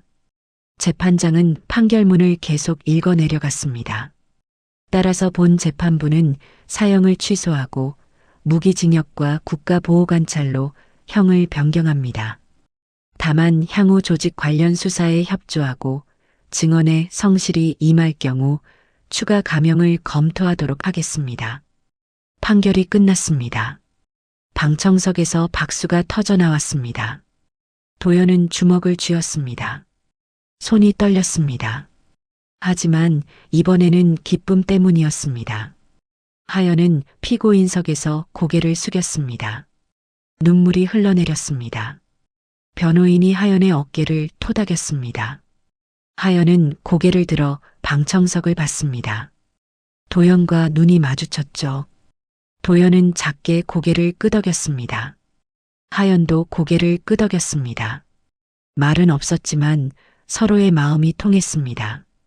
재판이 끝나고 도연은 법원 복도로 나왔습니다. 판결문 사본을 받아들었습니다. 첫 장에 또렷이 찍힌 도장이 보였습니다. 사형 취소. 도연은 그 글자를 오래 바라봤습니다. 이것으로 하연은 살았습니다. 당장은 무기징역이지만 살아있으면 희망이 있었습니다. 추가 감형도 가능했고 언젠가는 라온이와 다시 만날 수도 있었죠. 도연은 판결문을 가슴에 안았습니다. 그리고 수용소를 향해 걸어갔습니다. 거의 뛰다시피 움직였습니다. 하연에게 이 소식을 직접 전하고 싶었습니다. 아내에게, 라온이 엄마에게, 살아남은 사람에게요. 겨울 하늘은 맑았습니다. 햇빛이 따뜻했습니다. 도연은 하늘을 올려다봤습니다. 처음으로 가슴이 가벼워진 느낌이었습니다. 무거운 짐을 내려놓은 것 같았죠. 법원 계단을 내려가며 도연은 생각했습니다. 이제 시작입니다. 하연을 완전히 자유롭게 만들어야 하고 조직을 무너뜨려야 하고 라온이를 안전하게 지켜야 합니다. 할 일이 많았습니다. 하지만 도연은 두렵지 않았습니다. 이제 혼자가 아니었으니까요. 8장. 도연은 판결문을 손에 쥔 채 수용소로 향했습니다. 차를 몰고 가는 내내 심장이 빠르게 뛰었죠. 손에서 땀이 났습니다. 핸들을 잡은 손이 미끄러웠지만 속도를 늦추지 않았습니다. 빨리 가고 싶었습니다. 하연에게 이 소식을 전하고 싶었죠. 수용소 정문에 도착했습니다. 신분증을 보이고 방문 목적을 밝혔습니다. 교도관이 확인하더니 고개를 끄덕였습니다. 판결이 나왔다는 걸 이미 알고 있는 것 같았죠. 도연은 소지품을 맡기고 안으로 들어갔습니다. 복도를 걷는 동안 도연의 발걸음은 점점 빨라졌습니다. 거의 뛰다시피 했죠. 교도관이 안내했습니다. 접견실이 아니라 집행동 앞 복도였습니다. 하연이 이미 나와 있다고 했습니다. 복도 끝에서 하연이 보였습니다. 수의를 입고 서 있었죠. 창문으로 들어오는 햇빛을 받으며 가만히 서 있었습니다. 도연은 멈춰 섰습니다. 숨을 고르려 했지만 쉽지 않았습니다. 가슴이 두근거렸습니다. 하연도 도연을 봤습니다. 두 사람은 복도 양끝에서 서로를 바라봤습니다. 한참 동안 움직이지 못했죠. 시간이 멈춘 것 같았습니다. 복도에는 둘만 있었습니다. 도연이 먼저 걸음을 옮겼습니다. 천천히 하연에게 다가갔습니다. 하연은 그대로 서 있었습니다. 고개를 약간 숙이고 있었지만 눈빛은 도연을 향하고 있었죠. 하연 씨, 도연이 불렀습니다. 목소리가 떨렸습니다. 하연은 대답하지 않았습니다. 그저 도연을 바라봤습니다. 눈에 눈물이 고여 있었습니다. 판결이 바뀌었습니다. 도연은 판결문을 내밀었습니다. 하연은 종이를 받지 않았습니다. 손을 뻗지 못한 겁니다. 도연은 판결문을 펼쳐 보였습니다. 첫 장에 적힌 글자를 하연이 볼 수 있도록요. 사형이 취소됐습니다. 당신은 살았어요. 그 말에 하연의 다리에 힘이 풀렸습니다. 그대로 주저앉을 뻔했죠. 도연이 재빨리 하연을 붙잡았습니다. 두 사람은 복도 한가운데서 서로를 붙잡고 섰습니다. 미안합니다. 정말 너무 늦게 알아봤습니다. 도연의 목소리가 갈라졌습니다. 억눌렀던 감정이 터져나왔습니다. 하연도 울기 시작했습니다. 소리내어 울었죠. 두 사람은 그렇게 한참을 울었습니다. 교도관들이 복도 끝에서 지켜봤습니다. 하지만 막지 않았습니다. 박 소장이 손짓으로 그냥 두라고 했기 때문이었죠. 저 두 사람에게는 이 시간이 필요했습니다. 한참 후 하연이 먼저 입을 열었습니다. 라온이는 괜찮나요? 여전히 아이 걱정이 먼저였습니다. 도연은 고개를 끄덕였습니다. 곧 만날 수 있을 겁니다. 조금만 기다리세요. 정말요? 하연의 눈이 커졌습니다. 믿기지 않는다는 표정이었죠. 도연은 다시 고개를 끄덕였습니다. 약속합니다. 제가 꼭 데려올게요. 하연은 또 울었습니다. 이번에는 기쁨의 눈물이었습니다. 도연도 함께 울었습니다. 두 사람은 복도에서 서로를 끌어안았습니다. 오랜 시간 헤어져 있던 두 사람이 다시 만났습니다. 판사와 피고인이 아니라 남편과 아내로서요. 같은 시각 서울 외곽의 한 창고에서는 차민수의 수사팀이 움직이고 있었습니다. 몇 주간의 잠복 수사 끝에 조직 보스 마두철의 은신처를 찾아낸 겁니다. 민수는 팀원들에게 신호를 보냈습니다. 돌입. 문이 부서지며 수사관들이 들이닥쳤습니다. 창고 안에는 마두철과 그의 부하 6명이 있었습니다. 순식간에 체포됐죠. 저항할 틈도 없었습니다. 민수는 창고 안을 수색했습니다. 구석에 쌓인 상자들을 열어봤습니다. 서류와 현금 그리고 무기들이 나왔습니다. 하지만 민수가 찾는 건 따로 있었습니다. 창고 깊숙한 곳 바닥에 묻힌 금속 상자를 발견했습니다. 민수는 상자를 열었습니다. 안에는 낡은 휴대전화와 하드디스크가 들어 있었습니다. 서진의 물건이었습니다. 형사님, 여기요. 다른 수사관이 불렀습니다. 민수가 가보니 창고 뒤편에 묻힌 흔적이 있었습니다. 땅을 파자 비닐에 쌓인 무언가가 나왔습니다. 민수는 숨을 멈췄습니다. 서진의 유해였습니다. 민수는 무릎을 꿇었습니다. 선배의 유해 앞에서 고개를 숙였죠. 3년 동안 찾던 것이었습니다. 이제야 선배를 집으로 보낼 수 있게 됐습니다. 형, 이제 편히 쉬세요. 제가 약속 지켰습니다. 하연 씨랑 라온이 지켰어요. 민수의 목소리가 떨렸습니다. 눈가가 붉어졌습니다. 다른 수사관들도 묵념했습니다. 차가운 창고 안에서 잠시 침묵이 흘렀습니다. 마두철과 일당은 모두 연행됐습니다. 서진의 유해와 증거물도 확보됐죠. 수사는 성공적이었습니다. 민수는 곧바로 도연에게 전화했습니다. 판사님, 다 끝났습니다. 조직을 일망타진했습니다. 정말입니까? 도연의 목소리가 들렸습니다. 기쁨이 섞인 목소리였죠.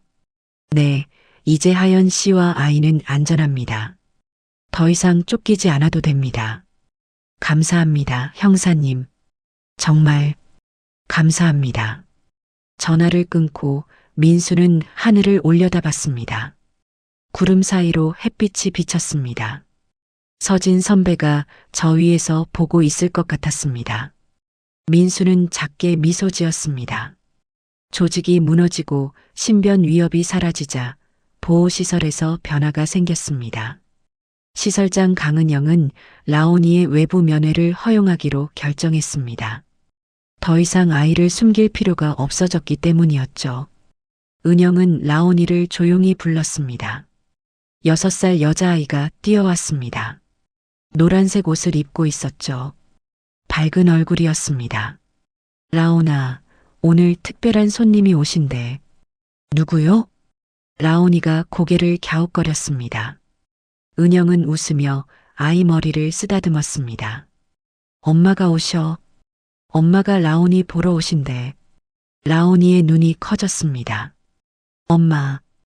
오랫동안 듣지 못한 단어였습니다. 아이는 기억 속 엄마를 떠올렸습니다. 따뜻한 손, 부드러운 목소리, 자장가 멜로디가 생각났습니다. 엄마. 진짜요? 응, 진짜야. 그리고 아빠도 오셔. 아빠라는 단어에 라온이는 고개를 갸웃거렸습니다. 아빠는 본 적이 없었습니다. 어떤 사람일까요? 라온이는 궁금했습니다. 은영은 라온이의 옷을 예쁘게 입혔습니다. 머리도 단정하게 묶어줬죠. 라온이는 거울을 보며 웃었습니다. 오늘따라 자기가 예뻐 보였습니다. 보호시설 마당은 작았습니다. 놀이터와 벤치가 몇 개 있을 뿐이었죠. 하지만 햇빛이 잘 들었습니다. 겨울이었지만 따뜻했습니다. 철문이 열렸습니다. 도연이 먼저 들어왔습니다. 정장 대신 평범한 옷을 입고 있었죠. 그 뒤로 하연이 따라 들어왔습니다. 수의가 아니라 평복을 입고 있었습니다. 특별 허가를 받아 나온 겁니다. 라온이는 마당 한쪽에 서 있었습니다. 낯선 두 사람을 봤습니다. 여자는 마르고 창백했지만 눈빛이 따뜻했습니다. 남자는 키가 크고 단정했습니다. 두 사람 모두 라온이를 보며 멈춰 섰습니다. 하연은 입술을 깨물었습니다. 눈물이 쏟아질 것 같았습니다. 저 아이가 라온이었습니다. 많이 컸습니다. 마지막 본 지 얼마나 됐을까요? 너무 오래됐습니다. 하연은 한 걸음 내디뎠습니다. 라온아. 하연의 목소리가 떨렸습니다. 라온이는 그 목소리를 들었습니다. 기억 속 목소리였습니다. 자장가를 불러주던 목소리, 밥을 먹이던 목소리, 재워주던 목소리였죠. 엄마. 라온이가 작게 물었습니다. 하연은 고개를 끄덕였습니다. 눈물이 흘러내렸습니다. 라온이는 잠시 망설이다가 걸음을 옮겼습니다. 처음엔 천천히 걸었습니다. 그러다 점점 빨라졌습니다. 마침내 뛰기 시작했습니다. 엄마. 라온이가 소리쳤습니다. 하연도 뛰어갔습니다. 마당 한가운데서 두 사람이 만났습니다. 하연은 라온이를 안아 올렸습니다. 꽉 껴안았습니다. 라온이도 엄마 목을 감쌌습니다. 라온아, 라온아. 하연은 아이 이름을 계속 불렀습니다. 다른 말은 나오지 않았습니다. 그저 이름만 불렀습니다. 라온이는 엄마 품에서 울었습니다. 보고 싶었습니다. 너무 보고 싶었습니다. 도연은 조금 떨어져서 두 사람을 봤습니다. 가슴이 벅찼습니다. 저것이 가족이었습니다. 자기가 지키고 싶었던 것이었습니다. 도연은 천천히 다가갔습니다. 하연이 도연을 봤습니다. 눈물 범벅이 된 얼굴로 웃었습니다. 도연도 웃었습니다. 라온이는 도연을 쳐다봤습니다. 낯선 남자였습니다. 라온아, 이분이 아빠야. 하연이 말했습니다. 라온이는 도연을 물끄러미 봤습니다. 도연은 무릎을 꿇었습니다. 아이와 눈높이를 맞췄습니다. 안녕, 라온아. 나는 아빠야. 도연의 목소리도 떨렸습니다. 라온이는 고개를 갸웃거렸습니다. 그리고 물었습니다. 진짜 아빠예요? 응, 진짜야. 라온이는 잠시 생각하더니 물었습니다. 그럼 이제 같이 살아요? 그 질문에 도연과 하연은 서로를 봤습니다. 같이 살 수 있을까요? 하연은 아직 무기징역 신분이었습니다. 하지만 도연은 고개를 끄덕였습니다. 응, 같이 살 거야. 엄마랑 아빠랑 라온이랑 셋이서. 약속이에요? 약속이야. 라온이는 웃었습니다. 환하게 웃었습니다. 그리고 도연에게도 팔을 뻗었습니다. 도연은 라온이를 안았습니다. 처음 안아보는 딸이었습니다. 작고 따뜻했습니다. 도연은 하연도 함께 껴안았습니다. 세 사람이 마당 한가운데서 포옹했습니다. 햇빛이 세 사람을 비쳤습니다. 따뜻했습니다. 이제부터는 내가 아니라 우리가 지킬 거야. 도연이 말했습니다. 하연을 보며 한 말이었습니다. 하연은 고개를 끄덕였습니다. 라온이는 무슨 뜻인지 몰랐지만 두 어른의 목을 함께 감쌌습니다. 셋의 어깨가 나란히 흔들렸습니다. 마당 끝에서 강은영 시설장이 지켜봤습니다. 박 소장도 함께 와 있었습니다. 두 사람은 미소 지었습니다. 저 가족에게 드디어 평화가 찾아온 겁니다. 이제 저 아이는 가족이 지키겠네요. 은영이 말했습니다. 박 소장이 고개를 끄덕였습니다. 그러게요. 이제야 제자리를 찾았습니다. 겨울 하늘은 맑았습니다. 구름 한 점 없었습니다. 새들이 날아갔습니다. 마당에서는 세 사람이 여전히 앉고 있었습니다. 놓고 싶지 않았습니다. 이 순간이 영원했으면 좋겠다고 생각했습니다. 라온이가 먼저 물었습니다. 배고파요. 그 말에 하연과 도연이 웃었습니다. 아이는 언제나 솔직했습니다. 하연이 라온이 머리를 쓰다듬었습니다. 뭐 먹고 싶어? 떡볶이요. 알았어. 나중에 같이 먹자. 진짜요? 엄마랑 아빠랑 같이요? 응, 셋이서. 라온이는 기뻐하며 뛰었습니다. 마당을 빙글빙글 돌았죠. 하연과 도연은 그 모습을 보며 웃었습니다. 이것이 행복이었습니다. 평범하고 소소한 행복이었습니다. 하연은 도연의 손을 잡았습니다. 도연도 꽉 잡았습니다. 두 사람은 라온이를 바라봤습니다. 저 아이를 지킬 겁니다. 함께 지킬 겁니다. 더 이상 혼자가 아니었습니다. 이제는 가족이었습니다. 먼 곳에서 차민수가 지켜봤습니다. 그는 차에 기대 서서 망원경으로 마당을 봤습니다. 세 사람이 안고 있는 모습이 보였습니다. 민수는 미소 지었습니다. 형, 봤죠? 제가 지켰어요. 약속 지켰습니다. 민수는 하늘을 올려다봤습니다. 서진 선배가 저 위에서 웃고 있을 것 같았습니다. 민수는 차에 올랐습니다. 이제 그만 가도 됐습니다. 저 가족은 이제 스스로 잘해나갈 테니까요. 해가 기울었습니다. 주황빛이 하늘을 물들였습니다. 마당에서 세 사람은 여전히 함께 있었습니다. 라온이는 엄마와 아빠 손을 잡고 놀이터로 갔습니다. 그네를 타고 싶다고 했습니다. 도연이 라온이를 그네에 태웠습니다. 하연이 뒤에서 밀어줬습니다. 라온이가 웃으며 소리쳤습니다. 더 높이요. 조심해야지. 괜찮아요. 엄마 아빠가 지켜주잖아요. 그 말에 두 어른은 눈이 마주쳤습니다. 그리고 함께 웃었습니다. 맞았습니다. 이제는 둘이서 지킬 겁니다. 아이를 지키고 서로를 지키고 이 작은 가족을 지킬 겁니다. 그네가 높이 올라갔습니다. 라온이의 웃음소리가 마당에 울렸습니다. 하연과 도연은 그 웃음을 들으며 서로의 손을 더 꽉 잡았습니다. 앞으로 갈 길이 멀었습니다. 하지만 함께라면 갈 수 있었습니다. 겨울 해가 완전히 기울었습니다. 저녁이 찾아왔습니다. 마당에 가로등이 켜졌습니다. 세 사람은 여전히 그네 앞에 있었습니다. 라온이는 이제 내려와 부모님 사이에 서 있었습니다. 양쪽 손을 각각 엄마와 아빠가 잡고 있었죠. 이제 들어가야 할 시간이에요. 강은영 시설장이 나와서 말했습니다. 라온이가 슬픈 얼굴을 했습니다. 하연도 아쉬운 표정이었습니다. 하지만 도연이 라온이를 안아올리며 말했습니다.